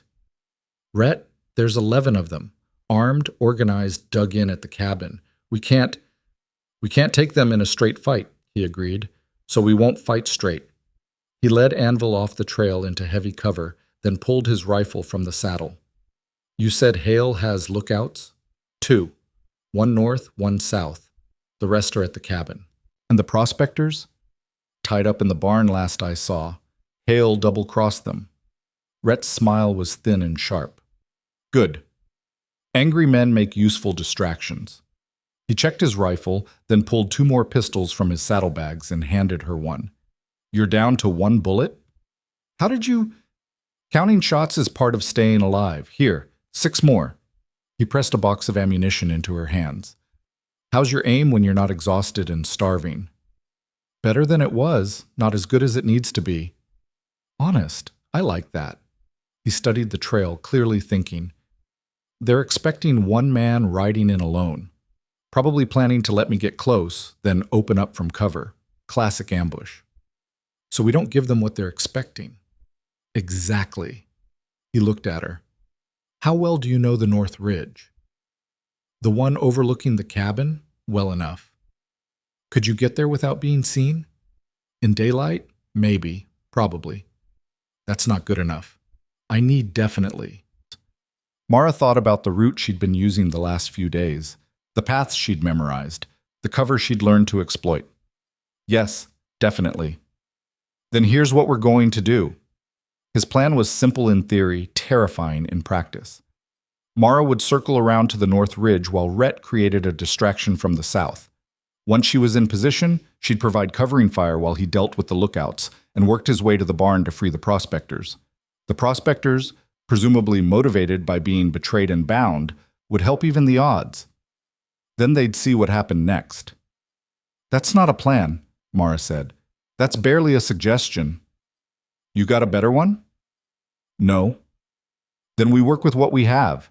He checked his weapons one more time. 1 rule. You don't expose yourself for a shot you're not sure of. I can handle things down there if I have to. I can't handle things if I'm worried about whether you're alive or dead. Understood? Understood. And Mara? He met her eyes. What you did, running them ragged, keeping them off balance, buying time until I got back, that was smart, brave. Emma would have liked you. The unexpected compliment hit harder than it should have. Mara felt her throat tighten and just nodded, not trusting her voice. Rhett mounted Anvil in one fluid motion. Give me 30 minutes to get in position, then move, And remember, don't take shots I'm not sure of. I know. He kicked Anvil into motion and disappeared down the trail, leaving Mara alone with her pistol and her hammering heart and 30 minutes to get to a ridge that would put her in the middle of a gunfight. She started moving. The climb was brutal. Her body was already past exhausted, running on nothing but adrenaline and stubbornness. And the ridge required scrambling over loose rock that wanted to slide out from under her boots. Twice she had to stop and breathe through waves of dizziness. Once she nearly fell when a handhold crumbled, catching herself at the last second with fingers that screamed in protest. But she made it. 28 minutes by her count, which meant Rhett would be starting his distraction in 2 minutes, whether she was ready or not. She found a position behind a cluster of boulders that gave her a clear view of the cabin and the clearing while keeping her silhouette broken up. The pistol felt heavy in her hand. 6 shots plus 1 in the chamber. 7 chances to make a difference or get herself killed. Below, everything looked quiet. Too quiet. Hale's men were good. She couldn't spot a single lookout, though she knew they were there. The cabin showed no movement, but smoke curled from the chimney. Her chickens were scratching around the yard like nothing was wrong. The normalcy of it was obscene. Then, from the south, a gunshot. Not the crack of a rifle, but the deeper boom of a shotgun, followed immediately by shouting. The clearing exploded into motion. Men poured out of the cabin, weapons ready, running toward the sound. The lookouts broke from cover, there and there, exactly where Rhett had predicted they'd be. And then Rhett himself appeared at the edge of the tree line, rifle in one hand, something burning in the other. He hurled the burning object, a torch, Mara realized, straight at the cabin's porch. It hit the boards Hale's men had nailed up and caught immediately, flames spreading with horrifying speed. "Fire!" someone screamed. "The cabin's on fire!" Chaos. Beautiful, perfect chaos. Half of Hale's men turned to fight the fire while the other half tried to figure out where Rhett had gone. He'd already disappeared back into the trees, and now shots were coming from a completely different direction. He'd moved, was firing from a new position, keeping them guessing. Mara forced herself to breathe slowly, to pick her targets. There, one of Hale's men, moving away from the group, trying to flank Rhett's position. She lined up the shot, squeezed the trigger. The man went down, clutching his shoulder. Not dead, but out of the fight. 6 shots left. More gunfire from the trees. Someone else dropped. The men at the cabin were starting to panic now, caught between the fire and an enemy they couldn't pin down. And then the barn doors burst open and the 3 prospectors came stumbling out, no longer bound, weapons in their hands. Rhett had freed them, probably just cut their bonds and pointed them at the men who'd betrayed them, and now they were mad as hornets and twice as dangerous. Garrett, despite his leg wound, went straight for Hale. "You son of a bitch!" Hale's response was to shoot him. Point blank, center mass, no hesitation. Garrett hit the ground and didn't move. The young prospector froze, his rifle halfway to his shoulder. Jack didn't freeze. He fired, clipping one of Hale's men and diving for cover behind the water trough. It was a full battle now, everyone shooting at everyone, the cabin burning behind them, smoke starting to obscure the clearing. Mara tried to track it all, tried to find targets she could help with, but it was too chaotic, too much movement, too many people too close together. Then she saw Hale. He'd pulled back from the fight, was working his way toward the barn.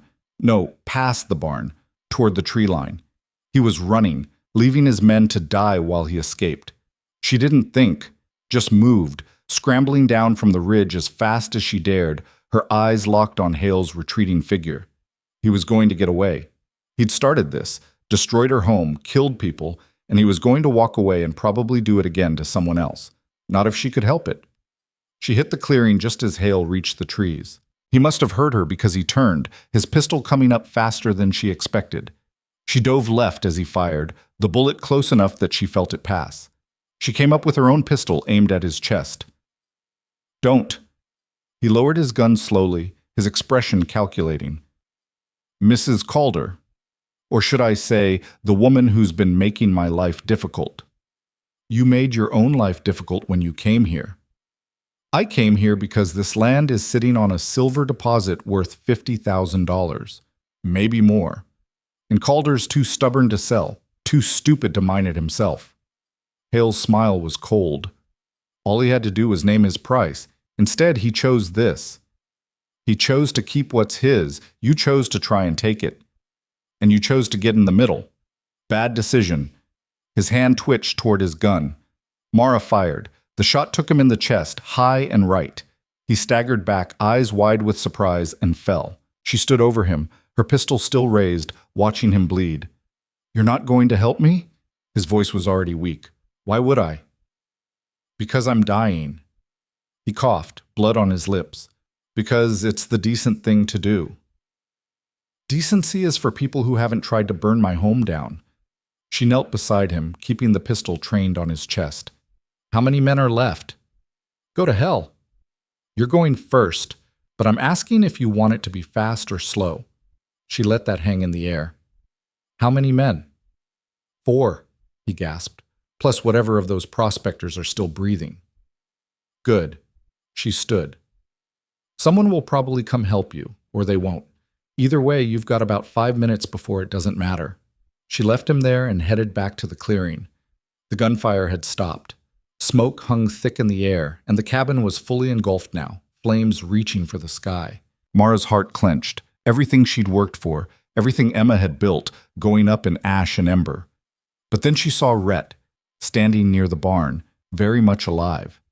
Jack was beside him, bleeding from a cut on his forehead, but upright. The young prospector sat against the water trough, looking shell-shocked but breathing. Of Hale's men, 3 were on the ground, not moving. 2 more were wounded and disarmed. The rest had apparently decided discretion was the better part of valor and disappeared into the forest. Rhett saw her and crossed the clearing in long strides. "You're bleeding." She looked down and realized he was right. Her arm was bleeding from where Hale's bullet had grazed her. She hadn't even felt it. "I'm fine." "Hale's in the trees, shot but alive. Probably dead by now." "Good." He looked at the burning cabin, his expression unreadable. "I'm sorry." "About the fire. It was the only way to—" "I know." Mara watched the flames consume the structure that had been home for barely a month, but had meant everything. "It's just a building." "It was more than that." "It was. But we're alive, that's more." She turned to face him fully. "What now?" Rhett surveyed the clearing, the dead men, the burning cabin, the wounded survivors. "Now we deal with the mess. Bury the ones who need burying, patch up the ones worth patching. Take statements from Jack and the boy about what happened here. Then I ride to Red Hollow and have a conversation with the sheriff about land barons who hire killers." "And me?" He looked at her for a long moment. "You did good. Better than good. You held them off, bought me time, took down the man who started this whole thing. Emma would have been proud." He paused. "I'm proud." The words shouldn't have mattered so much, but they did.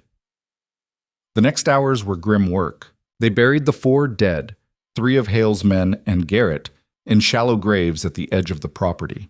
Mara found Hale where she'd left him, already cold. They buried him too, because it was the practical thing to do, not because he deserved it. The wounded men they patched up as best they could, then sent down the mountain with a warning that if they ever came back, they wouldn't leave alive. The young prospector, his name was Thomas, Mara learned, accepted the warning with wide eyes and a stammered thank you before practically running down the trail. Jack stayed. His leg was bad enough that traveling would be stupid, and he seemed genuinely grateful to be alive. More than that, he seemed ashamed. "I should have stopped it earlier," he said, as they sat around a fire that night, not at the cabin, which was still smoldering, but in the clearing near the barn. "When Garrett wanted to ransack the place, I should have put my foot down. I needed the money, made bad choices." "You made a choice to help when it mattered," Rhett said. "That counts for something." They were quiet for a while, watching the embers drift up into the darkness. Finally, Mara asked the question that had been nagging at her. "Is there really silver under this land?" Rhett shrugged. "Probably. I found traces here and there. But mining it would mean tearing up the mountain, bringing in crews, destroying everything that makes this place worth having. Emma and I talked about it once, decided we'd rather be poor and have the mountain than be rich and have a hole in the ground." "And now?" "Now nothing changes. We rebuild, we stay. We tell anyone else who gets ideas that this land isn't for sale or steal." He looked at her across the fire. If you're still willing to what? To be my partner, to help me run this place, He paused, searching for words. To make this home again. Mara thought about the cabin burning, about 3 days running scared through the forest, about the moment she'd pulled the trigger and watched Hale fall.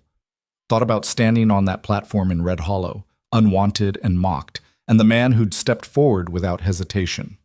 I'm willing, she said, but we're going to need a bigger root cellar, and better locks on the barn, and a new cabin, Rhett finished. I know, I've got plans, had them drawn up years ago, just never got around to building. Always something more urgent. He smiled, and it was the first real smile she'd seen from him. Now seems like a good time to start. They rebuilt through the fall and into early winter, working from dawn to dusk, while Jack recovered and helped where he could. The new cabin went up slow but solid, each log chosen and placed with care. Rhett taught her to notch and fit, to make corners that would hold for decades, to build something that would last. It wasn't the same as the old cabin. It was better. Bigger windows for more light.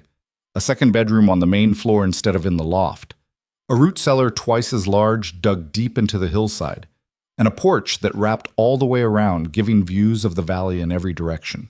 By the time the first heavy snow fell, they had walls and a roof and a working fireplace. Not finished, but livable. The three of them moved in and kept working, adding the details that would make it more than just shelter. Jack stayed through the winter, helping with the animals and the daily work, gradually healing. In spring, he announced he was heading back to his family in Nevada if they'd have him. You're welcome back, Rhett told him, if you find yourself needing work or friends. I'll remember that. Jack shook Rhett's hand, then turned to Mara. Ma'am, I'm sorry for everything, for my part in it.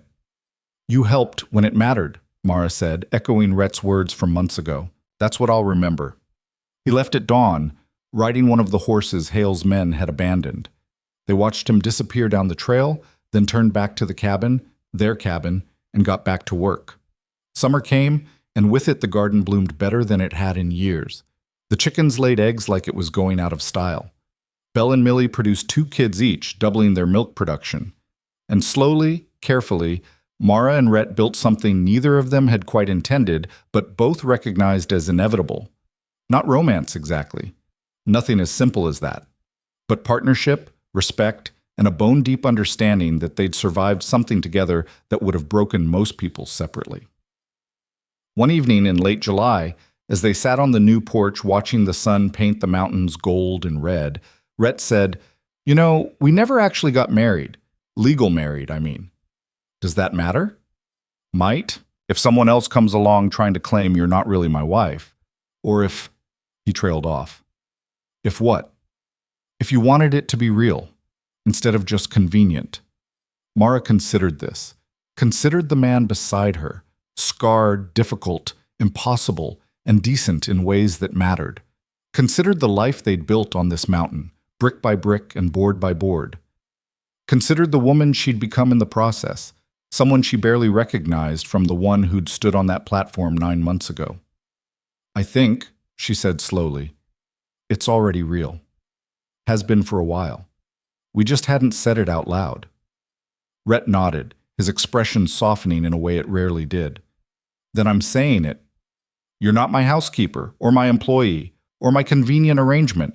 You're my wife, my partner, the person I trust to hold this place together when I'm gone and to watch my back when I'm here. Is that real enough? That's real enough, Mara agreed. They sat in comfortable silence as the light faded and the first stars appeared. Somewhere in the valley below, Red Hollow continued its petty dramas and small cruelties. But up here, the air was clean, and the mountains stood eternal, and 2 people who'd been broken in different ways had somehow fit their pieces together into something whole. It wasn't perfect. Nothing ever was. But it was theirs, earned in blood and fire, and the simple decision to stand and fight instead of run. And that, Mara thought, as she felt Rhett's hand find hers in the darkness, was more than enough. The hand-holding didn't last. Not because it meant nothing, but because the mountain had other plans for them, and sentiment didn't milk goats or split firewood or prepare for another winter that was already showing its teeth in the September wind. Mara woke the next morning to find Rhett's side of the porch empty, his coffee mug abandoned on the railing. She pulled Emma's coat tighter, her coat now really, worn enough that it had molded to her shape, and found him at the barn, checking Anvil's hooves with the methodical care he brought to everything. "North Ridge needs clearing," he said without preamble. "Deadfall from last winter. It'll be a fire hazard come summer if we don't deal with it." "I can start on that today." "We'll both start. 2 people make it go faster." He straightened, running a hand down Anvil's flank. "And I want you to see the Eastern Valley. There's a meadow there Emma used to love. Good grazing, natural spring. Been thinking we could run a few head of cattle there come spring." Cattle meant money. Money meant security. Security meant they could stop just surviving and start actually building something that would last beyond the next crisis. "How many head are we talking?" 5, 6 to start. See how they do. If it works, we expand." He glanced at her. "Assuming you want to expand." There it was again, that careful deference to her opinion, like she had equal say in decisions that would shape their lives. It still caught her off guard sometimes, the respect he showed her judgment. "I want to expand," she said, "but cattle means more work, more mouths to feed, more things that can go wrong." "Everything worth having means more things can go wrong." He led Anvil out into the morning sun, the horse's breath steaming in the cold air. "Question is whether you're willing to risk it." Mara thought about the woman who'd stepped off the train in Red Hollow, terrified of risk, desperate for safety, willing to settle for whatever scraps the world would throw her. That woman was dead, had died somewhere between the platform and the fire, between running scared and standing her ground. "I'm willing," she said. They spent the day on the North Ridge, working in companionable silence, broken only by the rasp of the saw and the crash of falling timber. It was hard work, the kind that left your arms shaking and your back screaming, but there was satisfaction in it. Each cleared tree was one less thing waiting to burn, one less threat to the home they'd built. By mid-afternoon, they'd made good progress and stopped to eat the lunch Mara had packed. Bread, cheese, dried venison. Simple food that tasted perfect when you were hungry enough and tired enough not to care about refinement. "You ever think about going back?" Rhett asked suddenly. "To Kansas City. To civilization. Every day I think about it." He looked surprised, almost hurt. "I think about it," Mara continued, "and then I remember what civilization actually meant. Locked doors and whispered judgments and always being not quite good enough. Up here, I'm just me. Nobody to impress. Nobody to apologize to. Just work that needs doing and a partner who doesn't give a damn what I look like, or how old I am, or whether I fit some idea of what a woman should be." She met his eyes. "So yeah, I think about it.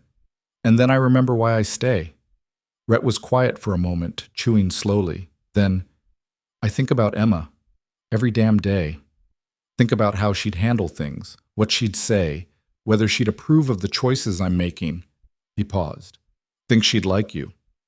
"You said that before." "I meant it before. I mean it now." He brushed crumbs off his pants and stood. "But she's gone. And you're here. And at some point I need to stop comparing everything to what was and start accepting what is." "Is that what you're doing? Accepting?" "Trying to. Not always succeeding." His smile was rueful.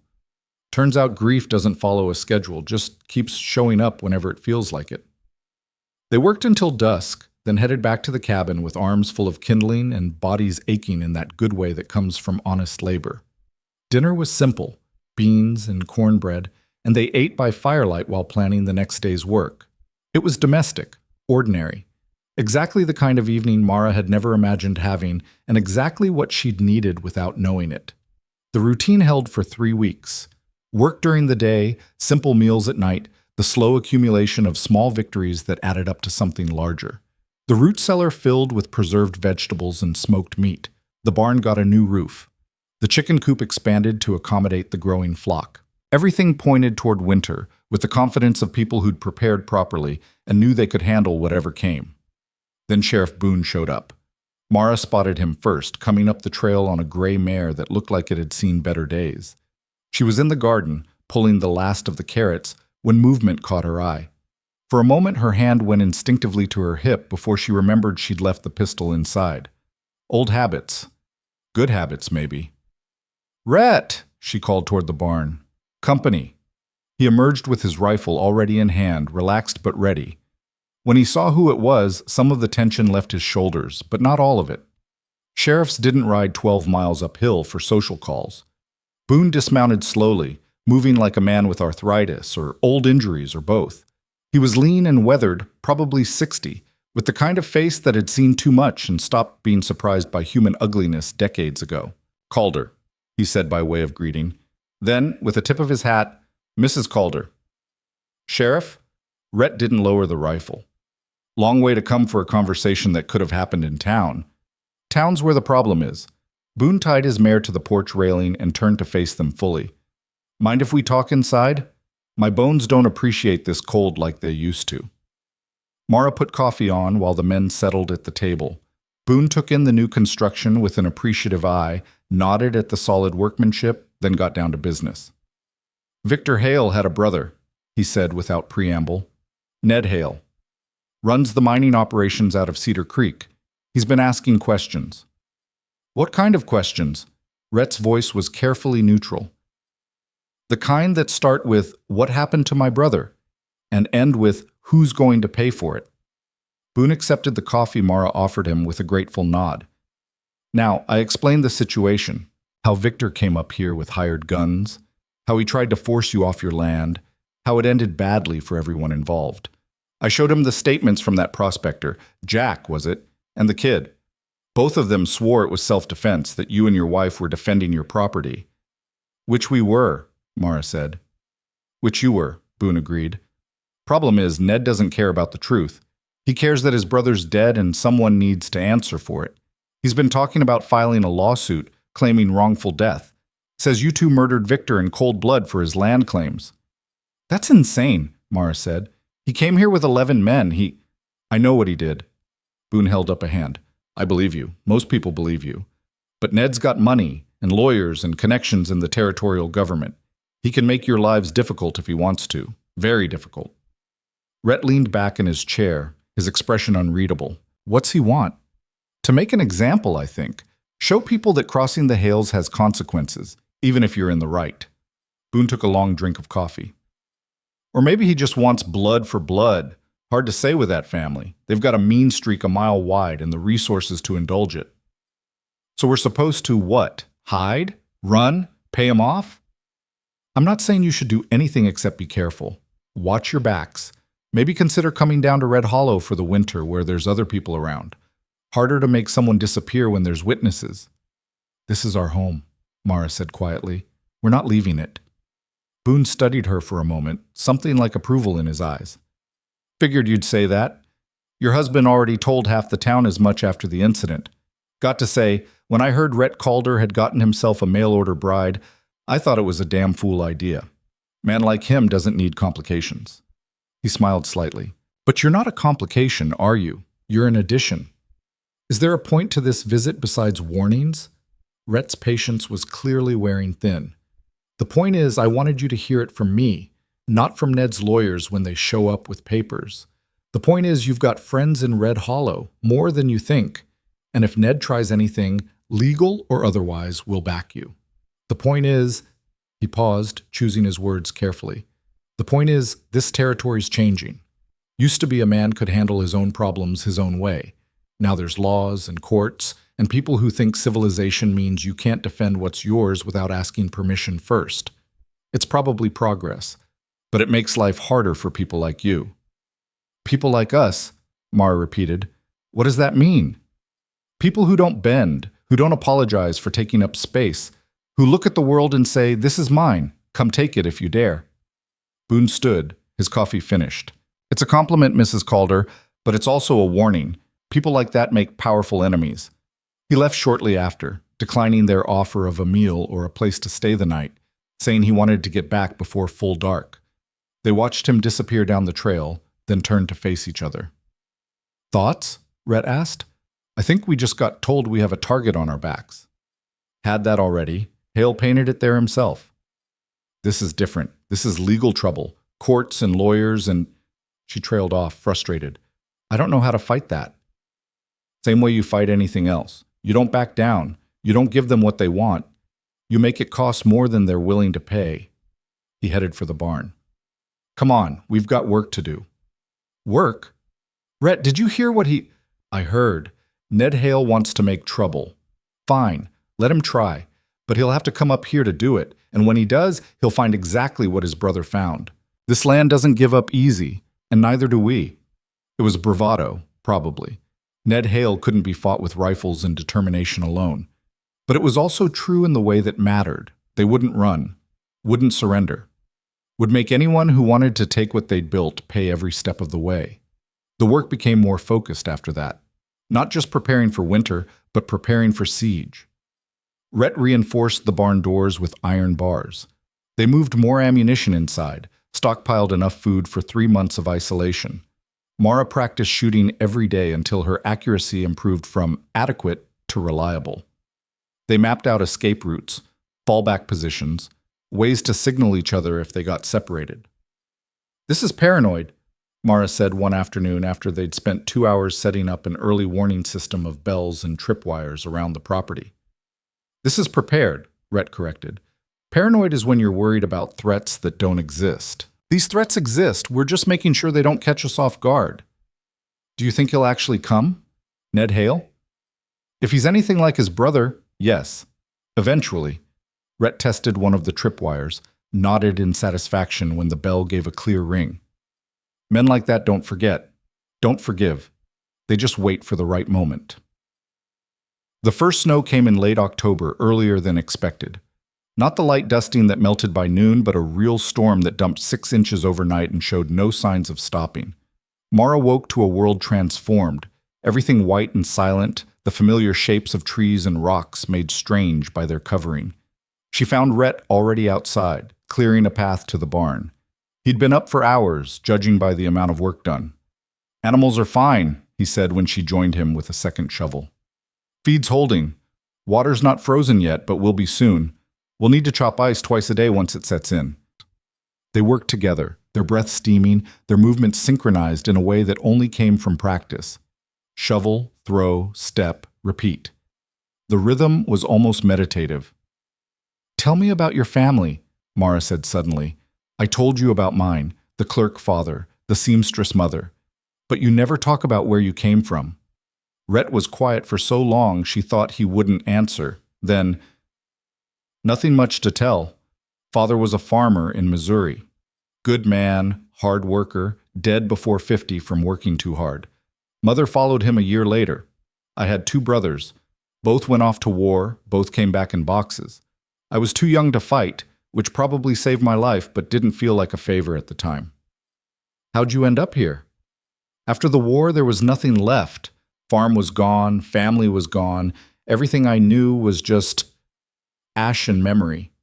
So I went west because that's what you did when you had nothing to lose. Worked as a guide for a while, then a trapper, then found this place and figured it was as good as anywhere to stop running. You met Emma here? In Red Hollow. She was a teacher. Smart, educated, could have done better than a half-wild mountain man with more scars than sense.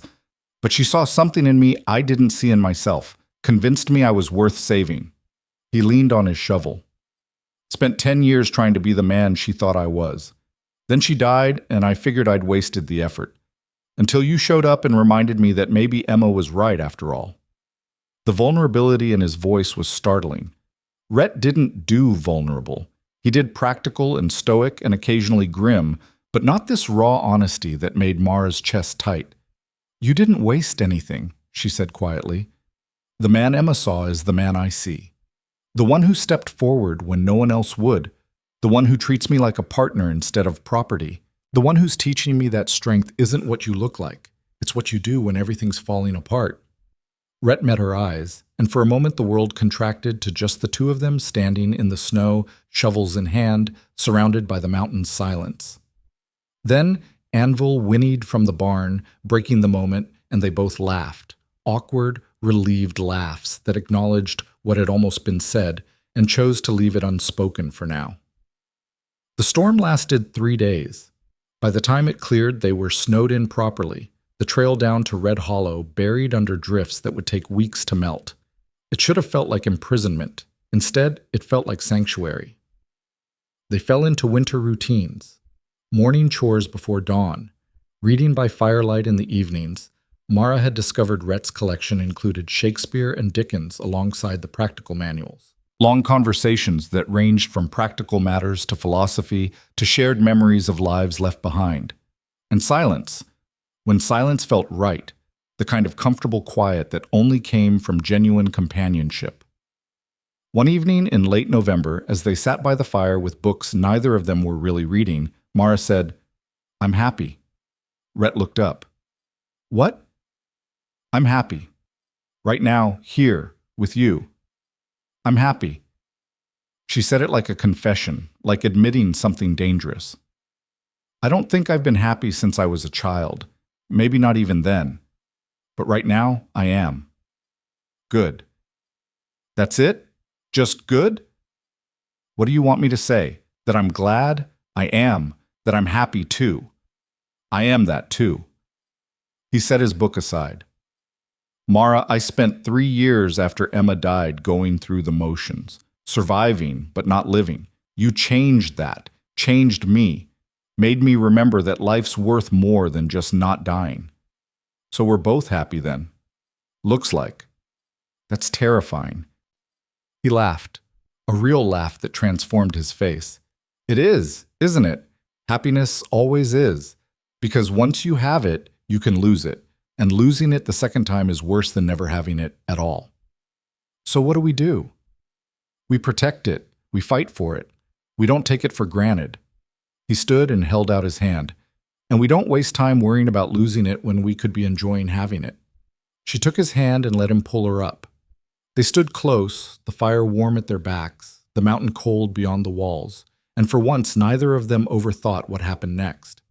The kiss was tentative at first, careful, like they were both afraid of breaking something fragile. Then it deepened, became more certain, and Mara felt something inside her unlock. Not desire exactly, though there was that too, but permission. Permission to want. Permission to take. Permission to be wanted and taken in return. When they finally pulled apart, both breathless, Rhett cupped her face in his hands. "This changes things," he said. "I know. We can't go back to how it was. I don't want to go back." "Neither do I." He kissed her forehead, gentle in a way that contrasted with the roughness of his hands. "So we go forward. Together. Whatever that means." "Whatever that means," she agreed. That night they shared the same bed for the first time, the wall between them finally broken down. It wasn't perfect, nothing ever was, but it was real and honest and somehow exactly what both of them needed. In the morning, as pale winter light filtered through the window, Mara woke to find Rhett already watching her. "What?" she asked, self-conscious. "Just thinking." "About?" "About how I went to Red Hollow expecting to find someone to help with chores, found a partner instead, found—" He struggled for words. "Found home again, didn't think that was possible." "Neither did I." She reached out and took his hand. "But here we are." "Here we are," he echoed. They lay there for a while longer, unwilling to break the moment, until the goats started complaining loudly enough that ignoring them became impossible. Then they got up, got dressed, and went back to the work of living, together now in a way they hadn't been before, bound not by necessity or convenience, but by choice. The winter deepened. December brought storms that buried them for days at a time. January was so cold that the water froze solid despite their best efforts, requiring them to melt snow for everything. February tested them with a week of temperatures that never rose above zero, making even simple tasks dangerous. But they endured. More than endured. They thrived in the way people do when they found exactly where they're supposed to be and exactly who they're supposed to be with. The cabin stayed warm, the animals stayed healthy, the food held out. And between the two of them, they built something that felt less like survival and more like actual life. When the first thaw came in March, turning the world to mud and slush, Red announced it was time to make the trip down to Red Hollow. "Supplies," he explained. "And I want to check with Boone, see if there's been any news about Ned Hale. Plus, it's time people saw you again, saw we're still here, still together, still not intimidated." "You sure that's wise? Poking that particular bear?" I'm sure it's necessary. We hide up here all winter, people start to wonder if maybe we're scared. Start to think maybe the Hales have a point. Better to show our faces, remind everyone what actually happened. So they went. Down the trail that was still treacherous with ice and mud, Mara riding behind Rhett on Anvil, her arms around his waist. It took them most of the day. The trail was in rough shape after the winter, but they made it by late afternoon. Red Hollow looked exactly the same and completely different. The buildings were familiar, the mud streets unchanged, but now Mara saw it through different eyes. She wasn't the woman who'd been mocked on that platform anymore. Wasn't desperate or humiliated or willing to accept whatever scraps the world threw her. She was someone who'd shot a man, survived a siege, rebuilt a home from ashes, and earned her place on a mountain that didn't suffer fools or failures. People noticed. Heads turned as they rode past the saloon. Conversation stopped. A woman sweeping her porch actually dropped her broom and stared. "You're making an impression," Rhett murmured. "Is that good or bad?" "Time will tell." They stopped first at the general store, where old Mr. Peterson greeted them with wary respect and filled their supply order without the usual small talk. Then the sheriff's office, where Boone looked genuinely pleased to see them. "Well, hell, I was starting to wonder if you two froze to death up there," he said, gesturing them inside. "Coffee?" "Always." Rhett settled into a chair while Mara took the other. "What's the news on Ned Hale?" Boone's expression darkened. "That's the thing. There isn't any. He went quiet about 2 months back, stopped asking questions, stopped making threats, just disappeared from the conversation." "That's not comforting." "No, it's not. Either he gave up, which I don't believe for a second, or he's planning something big enough that he doesn't want to tip his hand." The sheriff poured 3 cups of tar black coffee. "I've been asking around, calling in favors. Best I can figure, he's been consolidating his operations, selling off some claims, buying others, moving money around, building something." "Building what?" "That's what worries me." "I don't know." They talked for another hour, sharing information, making plans for keeping in contact during the summer. Finally, as the sun started to sink toward the mountains, Rhett stood to leave. "One more thing," Boone said. "There's talk you two should make it legal. Actual legal, I mean. Papers filed, marriage recorded.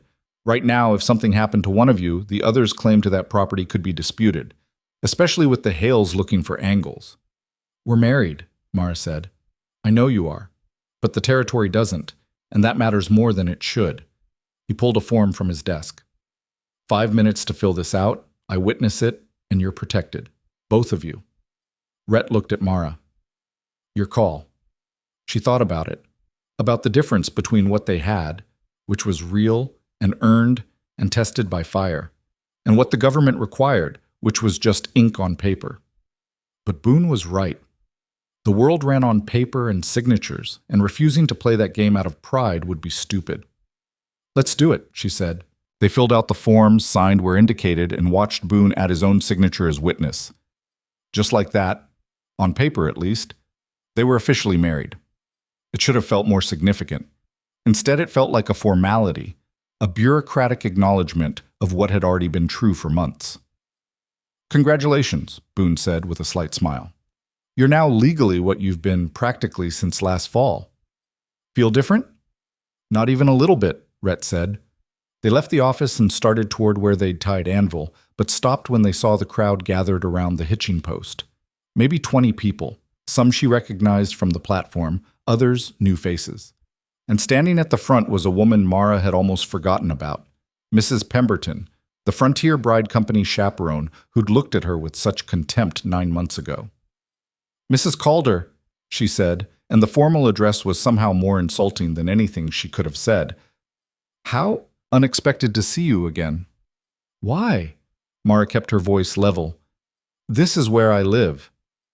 "I'd heard rumors, of course, that you'd survived the winter, that you'd—" She gestured vaguely at Mara, at her practical clothes and work-rough hands and face that had been weathered by wind and sun. "Changed. Everyone changes. That's what happens when you actually live instead of just existing." "I meant no offense. I'm simply surprised that the arrangement worked out, given the circumstances of your selection." And there it was, The barely veiled reminder of that humiliation, the implication that Mara should be grateful she'd been chosen at all, that she should know her place. Rhett stepped forward, his presence suddenly menacing in a way it hadn't been a moment before. The circumstances were that I needed a partner, and your company provided one. Mara's exceeded every expectation, so if you're implying she should feel fortunate I picked her, you've got it backwards. I'm the fortunate one. The crowd was completely silent now, everyone watching to see how this played out. Mrs. Pemberton's smile was thin. Of course. I meant no disrespect to either of you. I simply hope the Frontier Bride Company receives proper credit for facilitating such a successful match. You want credit? Mara heard her own voice, stronger than she'd known it could be. Fine. Credit where it's due.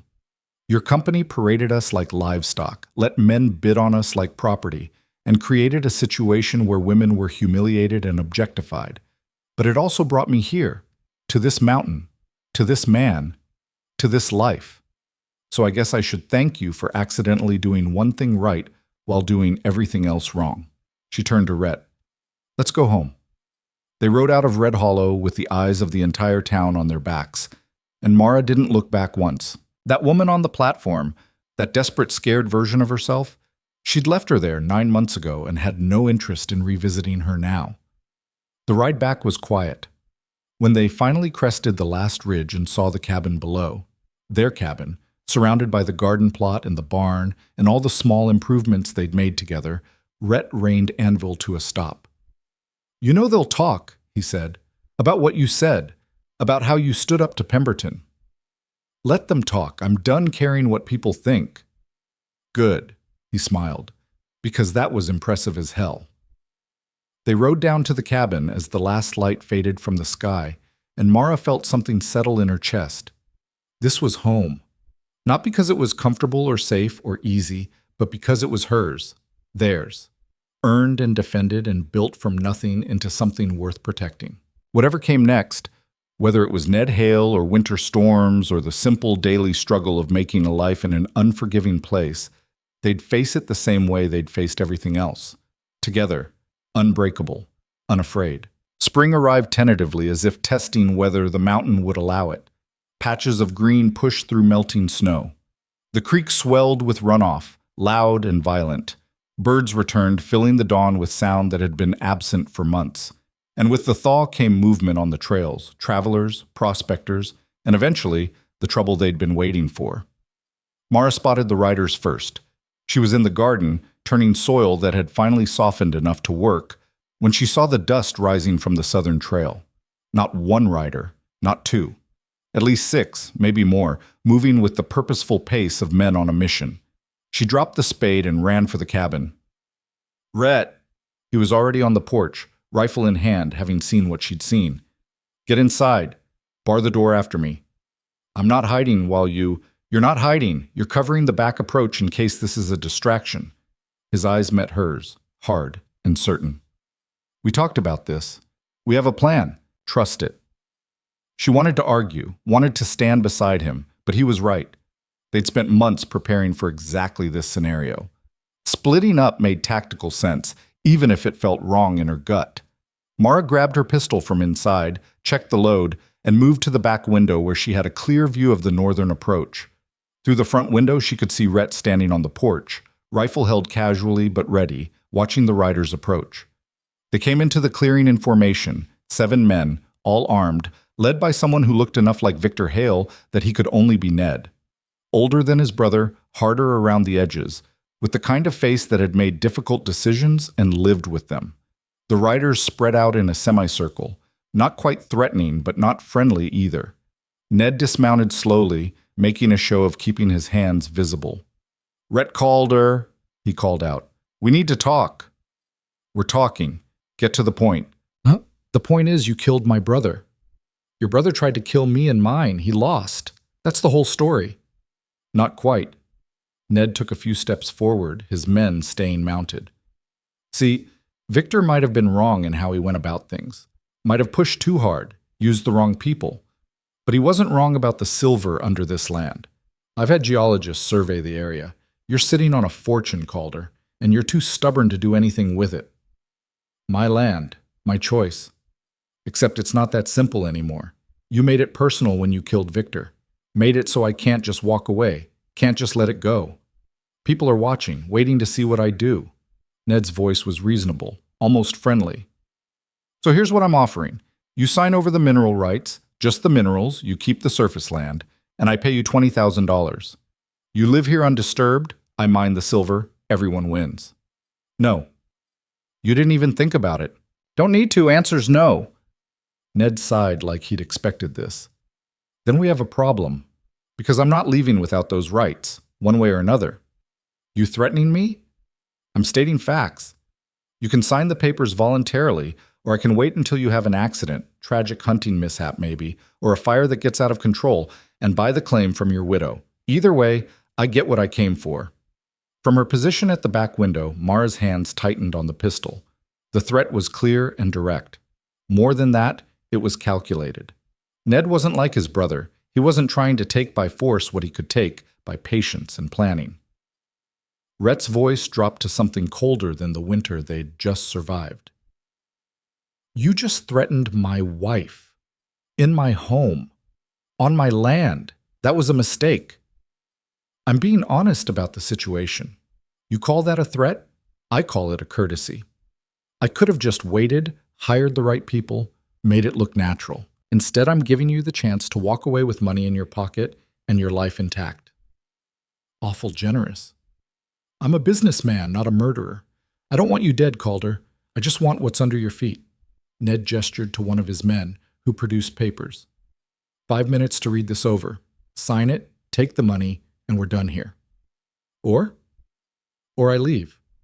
And in a week, maybe a month, something unfortunate happens.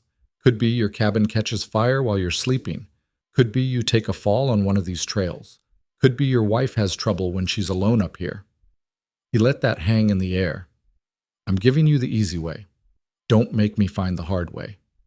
Mara saw Rhett's shoulders tense, saw his finger move closer to the rifle's trigger. This was the moment, the point where talk became action, where threats became violence. She readied herself, watching the tree line for any sign of movement, any indication this was the distraction Rhett had worried about. Then Rhett did something unexpected. He lowered the rifle. All right, he said, let me see the papers. Ned smiled, triumphant. Smart man. I knew you'd see reason. The man with the papers dismounted and started toward the porch. Mara's breath caught. What was Rhett doing? They'd fought too hard, sacrificed too much to just hand it over to... The shot came from the tree line to the north, not aimed at Rhett, but at the riders. One of Ned's men jerked and fell from his horse, blood blooming on his shoulder. Everything exploded into chaos. The riders scattered, drawing weapons, horses screaming. Rhett brought the rifle back up and fired, taking down another of Ned's men before diving off the porch into cover. More shots from the forest, multiple positions, multiple shooters. Mara's mind raced. This wasn't part of their plan. They didn't have backup, unless... Movement at the edge of her vision. 2 men trying to flank the cabin from the north. Exactly as Rhett had predicted. She aimed carefully, squeezed the trigger. The first man went down. The second dove for cover. Through the front window, she could see Ned behind his horse, screaming orders, trying to organize a defense against an enemy he couldn't see. His remaining men were firing blindly into the trees, wasting ammunition, panic overriding training. Another volley from the forest. This time she recognized one of the shooters, Jack, the prospector who'd stayed with them through the fall. And beside him, moving with surprising speed for his age, Sheriff Boone. They'd come. Despite the distance, despite the danger, they'd come. The firefight lasted maybe 5 minutes, though it felt like hours. In the end, 3 of Ned's men were down, 1 dead, 2 wounded. The rest, including Ned, had retreated to the far side of the clearing, pinned down by fire from the forest, and unable to advance or retreat without exposing themselves. Ned Hale, Boone's voice carried across the clearing. You're under arrest for attempted extortion and conspiracy to commit murder. On whose authority? Ned shouted back. Mine. And the territorial governor's. Turns out someone's been making inquiries about your business practices. A lot of claims changing hands under suspicious circumstances. A lot of people having unfortunate accidents right before their land got bought up cheap. Boone emerged from the trees, rifle leveled. You should have stayed in Cedar Creek, Ned. Coming here was stupid. Making threats in front of witnesses was stupider. What witnesses? I see you and some prospector in Calder. Your word against mine. Not quite. Jack appeared beside Boone, and in his hands was something small and metallic. See, I learned some tricks in the war. How to hide, how to listen, how to record conversations using one of those new Edison cylinder machines. Been in that tree over there since before dawn, pointed right at where you were standing. Got every word. Mara saw Ned's face change as he understood.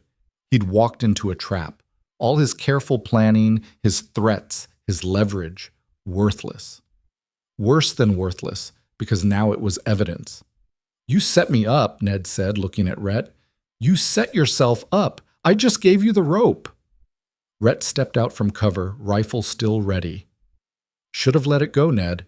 Should have accepted that your brother made bad choices and paid for them. Instead, you came here making the same mistakes, and now you'll pay the same way. I'm not going to hang for this. Probably not. But you'll lose everything else. Your businesses, your reputation, your freedom for a good long while. Boone moved closer, his rifle never wavering. Now you've got two choices. Drop your weapons and come peaceful, or make this harder than it needs to be. What's it going to be? The standoff held for a long moment. Then slowly, Ned's remaining men started dropping their weapons. They were hired help, not fanatics. No amount of money was worth dying for someone else's revenge. Ned was the last to disarm. He looked at Rhett with pure hatred. This isn't over. Yes, it is. You just don't know it yet. They rounded up Ned and his men, tied them efficiently, loaded the wounded onto horses. Boone sent Jack back to Red Hollow with the prisoners while he stayed behind to get statements and secure the evidence. How'd you know? Mara asked once things had settled. How'd you know he was coming today? Didn't know for certain, Boone admitted, but I had men watching the trails into the valley. When Ned started moving this direction with hired guns, they sent word. Jack and I rode through the night to get here first. The recording device, that's real? Jack grinned. Real as anything. New invention. Thought it might come in handy, so I borrowed one from a fellow in town who likes gadgets.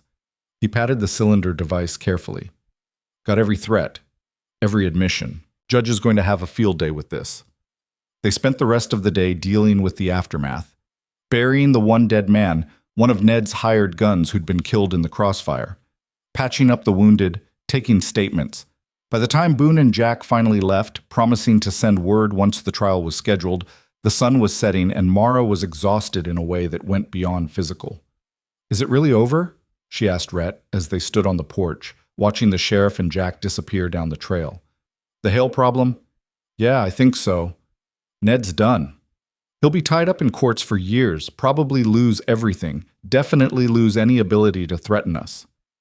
What about the next problem? The next person who decides they want what we have. There'll always be a next person. That's just how it works. He put his arm around her shoulders. But we'll handle them the same way we handled this. Together, smart, without backing down.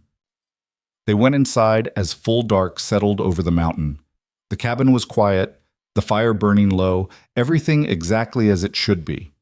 Mara made coffee while Rhett cleaned his rifle. The domestic normalcy of it almost absurd after the day they'd had. I thought you were going to sign those papers, she said finally, when you lowered the rifle. Had to get them confident. Had to make them think they'd won so they'd get careless.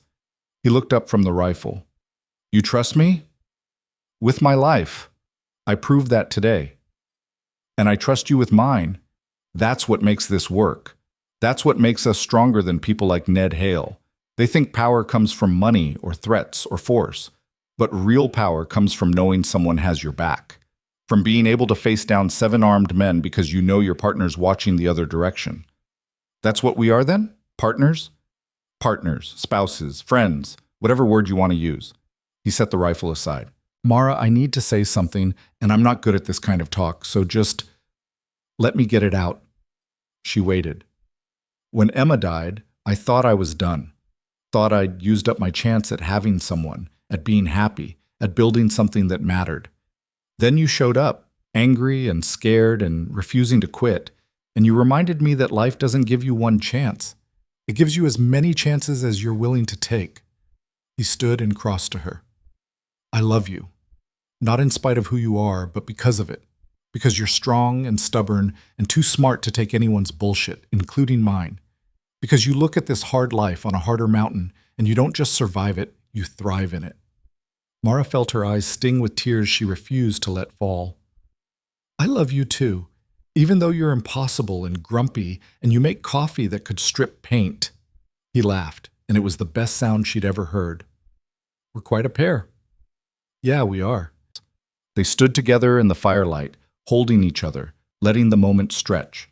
Outside, the mountain was dark and cold and full of things that could kill the careless. But inside, they had warmth and safety and each other. It was enough. It was everything. The next weeks passed in a blur of normalcy that felt almost surreal after the violence. They planted the garden in earnest, working the soil until it was ready for seeds.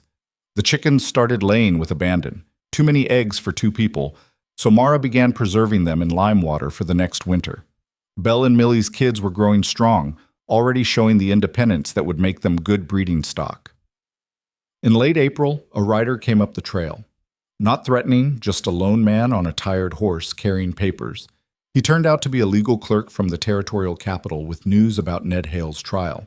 Pled guilty to avoid hanging, the clerk explained, sitting at their table with coffee he'd accepted gratefully. Got 20 years hard labor.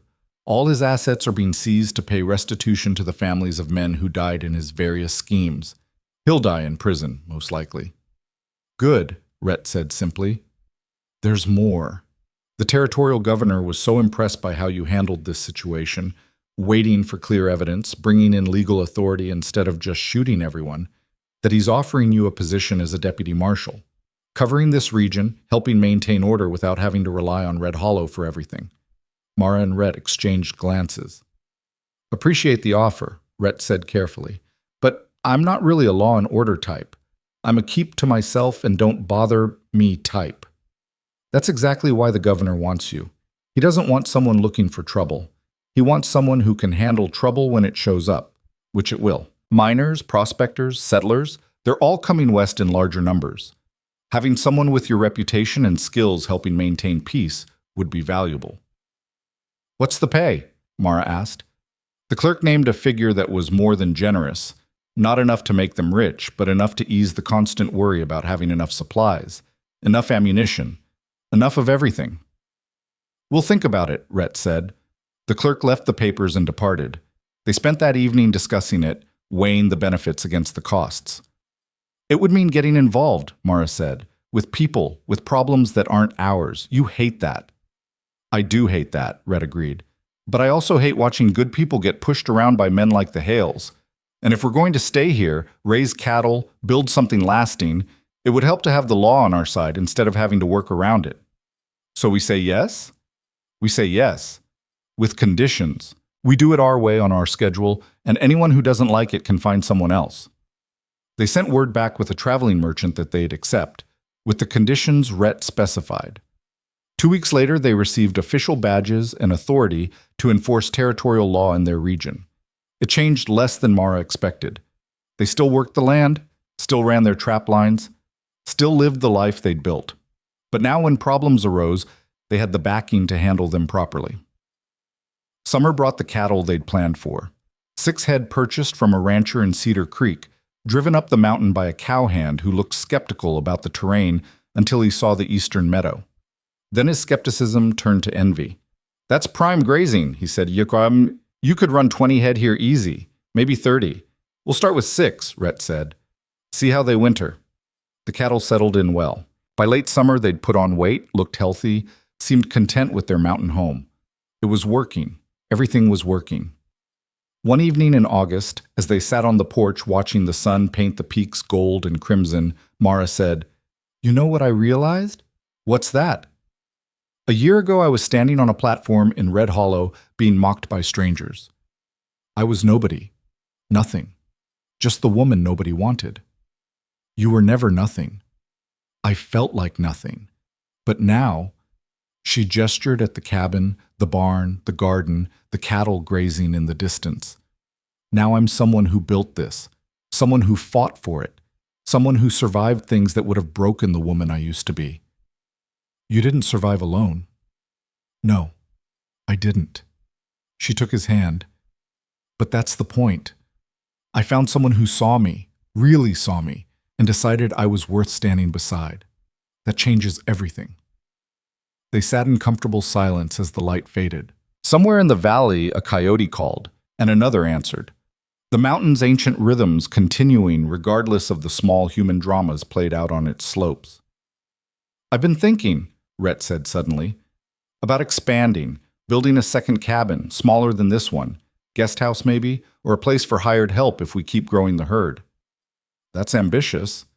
So was surviving last winter, so was taking on the hails, so was every damn thing we've done since you got here. He smiled. I figure we're good at ambitious. We are at that. Fall arrived with its usual dramatic flair, the aspens turning gold, the air sharp with coming cold, animals fattening for winter. Mara and Rhett worked with practiced efficiency, preparing for their second winter together. This time there was no uncertainty, no testing period, no wondering if they'd make it. They knew they would. They'd already proved it. In late September, Sheriff Boone made another visit. This time he brought news that was actually welcome. Town council's been talking, he said over dinner, about the bride program, about how it's been run. Your story got people thinking about how women were being treated. Long story short, they're shutting down the old system. Any future matches will be done different. More, say for the women, better screening of the men, actual protections in place. Because of what happened to me? Mara asked. Because of how you handled what happened to you. You could have left, gone back east, told everyone this place was hell. Instead, you stayed and made it work. Made people see that maybe the problem wasn't the women being too picky or difficult. Maybe the problem was treating women like commodities. Progress, Rhett said dryly, only took public humiliation and near-death experiences. Progress always costs someone something. This time it cost you too. But it bought something better for the women who come after. Boone stood to leave. For what it's worth, you're both heroes in a lot of people's eyes. Might not feel like it up here, but down in Red Hollow, folks respect what you've done. After he left, Mara stood at the window, looking out at the darkening mountain. Hero, she said, testing the word. That's not right. Heroes are people who do impossible things. We just did what we had to do. Maybe that's what heroes are, Rhett said from behind her. People who do what has to be done when everyone else won't. She turned to face him. Then what does that make us going forward? We fought our fights, survived our tests. What now? Now we live, we build. We help the next person who needs it. We keep making this place into something worth having. He pulled her close. And we do it together, because that's the only way that matters. The first snow of the season came in October, a light dusting that melted by noon. Then a heavier storm in early November that stayed for 3 days. Winter was coming, and this time they were ready. More than ready. They were prepared in ways they hadn't been the previous year. The root cellar was packed with food. The barn was tight and warm. The cattle had shelter and hay. Everything they'd learned from surviving the first winter had been applied to preparing for the second. On a particularly cold evening in December, as they sat by the fire with books and coffee, Mara realized she couldn't remember the last time she'd been afraid. Not the casual wariness that came from living in a dangerous place, but actual fear. The gnawing terror that had been her constant companion in Kansas City, the certainty that she was one mistake away from disaster, had vanished somewhere along the way. I'm not scared anymore, she said aloud. Rhett looked up. Of? Anything. Everything. I used to be scared all the time, scared of losing my job, scared of being homeless, scared of growing old alone.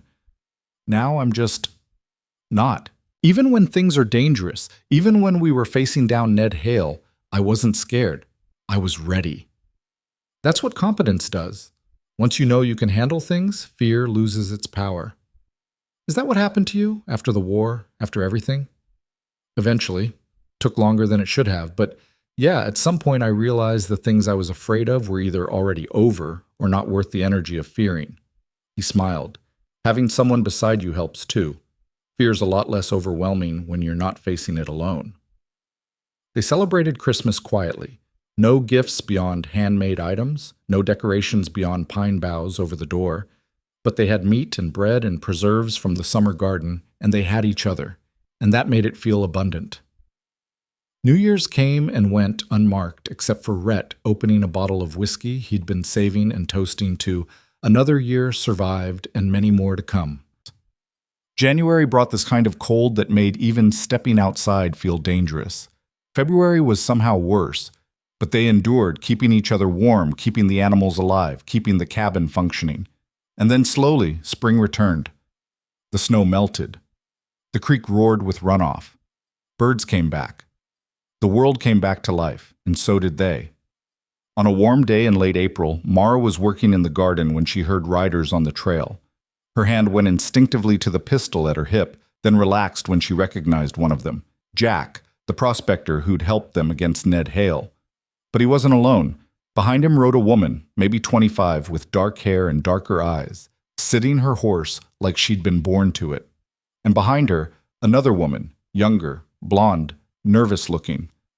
"Mrs. Calder," Jack called as they approached. "Hope we're not intruding." "Never an intrusion. Who are your friends?" "This is Sarah and Emma." He nodded to each in turn.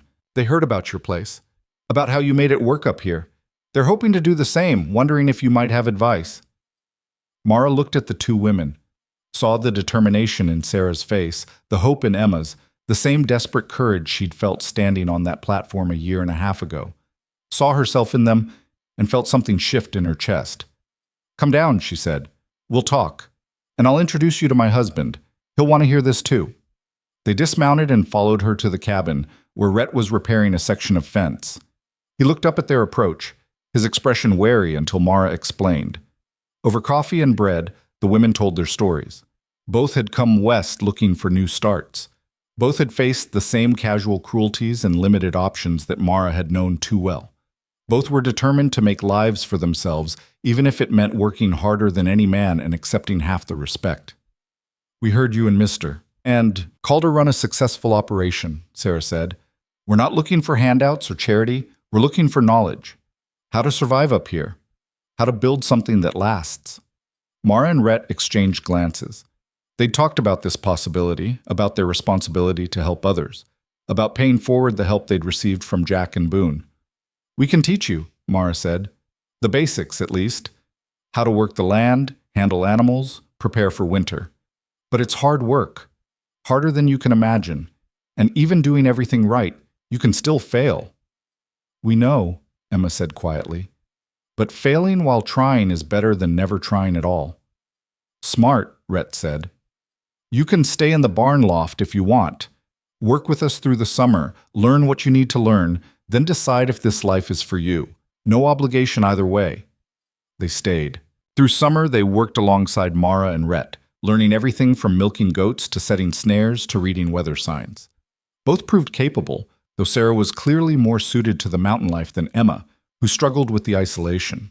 By fall, Sarah had decided to stay in the region, finding work with a rancher 3 valleys over who needed help. Emma chose to return east, admitting the mountain wasn't for her, but grateful for the chance to find out. "Nothing wrong with knowing your limits," Mara told her before she left. "That's wisdom, not weakness." More women came over the following year. Some stayed, most left. All of them learned something about themselves in the process. Mara and Rhett became known as people who'd help those willing to help themselves, who'd teach but wouldn't coddle, who understood that the mountain tested everyone and not everyone passed. 2 years after standing on that platform, Mara looked around at what they'd built. Not just the physical structures, though those were impressive, but the life. The network of people who'd come through and learned and either stayed or moved on. The respect they'd earned from both Red Hollow and the surrounding settlements. The quiet satisfaction of knowing they'd taken the worst the territory could throw at them and survived it together. "You ever regret it?" Rhett asked one evening. They were older now, not old, but the mountain had aged them in ways both visible and not. Gray in his beard, lines around her eyes, scars that told stories neither needed to explain. "Coming here. Marrying me. All of it." Mara thought about the question seriously, because he deserved that. Thought about the woman she'd been, desperate, frightened, willing to accept anything rather than nothing. Thought about everything she'd endured: humiliation, violence, cold, exhaustion, fear. Thought about everything she'd gained: strength, purpose, partnership, love. Not even once, she said. You? Not even once. They sat together on the porch they'd built with their own hands, watching the sun set over mountains that had tested them and found them worthy, and neither of them needed to say anything more. The mountain knew. The land knew. And most importantly, they knew. They'd come to this place as broken people seeking refuge. They'd become something else entirely, not fixed, because some breaks never fully heal, but stronger for having been broken, forged in fire and cold and determination into something the world couldn't break again. The last light faded from the peaks, and the first stars appeared in the darkening sky. Somewhere in the valley below, Red Hollow continued its small dramas. But up here, on this mountain, two people who'd been discarded by the world had built something the world couldn't touch. Not perfect, not easy, but theirs, earned and defended and built to last. And that was everything.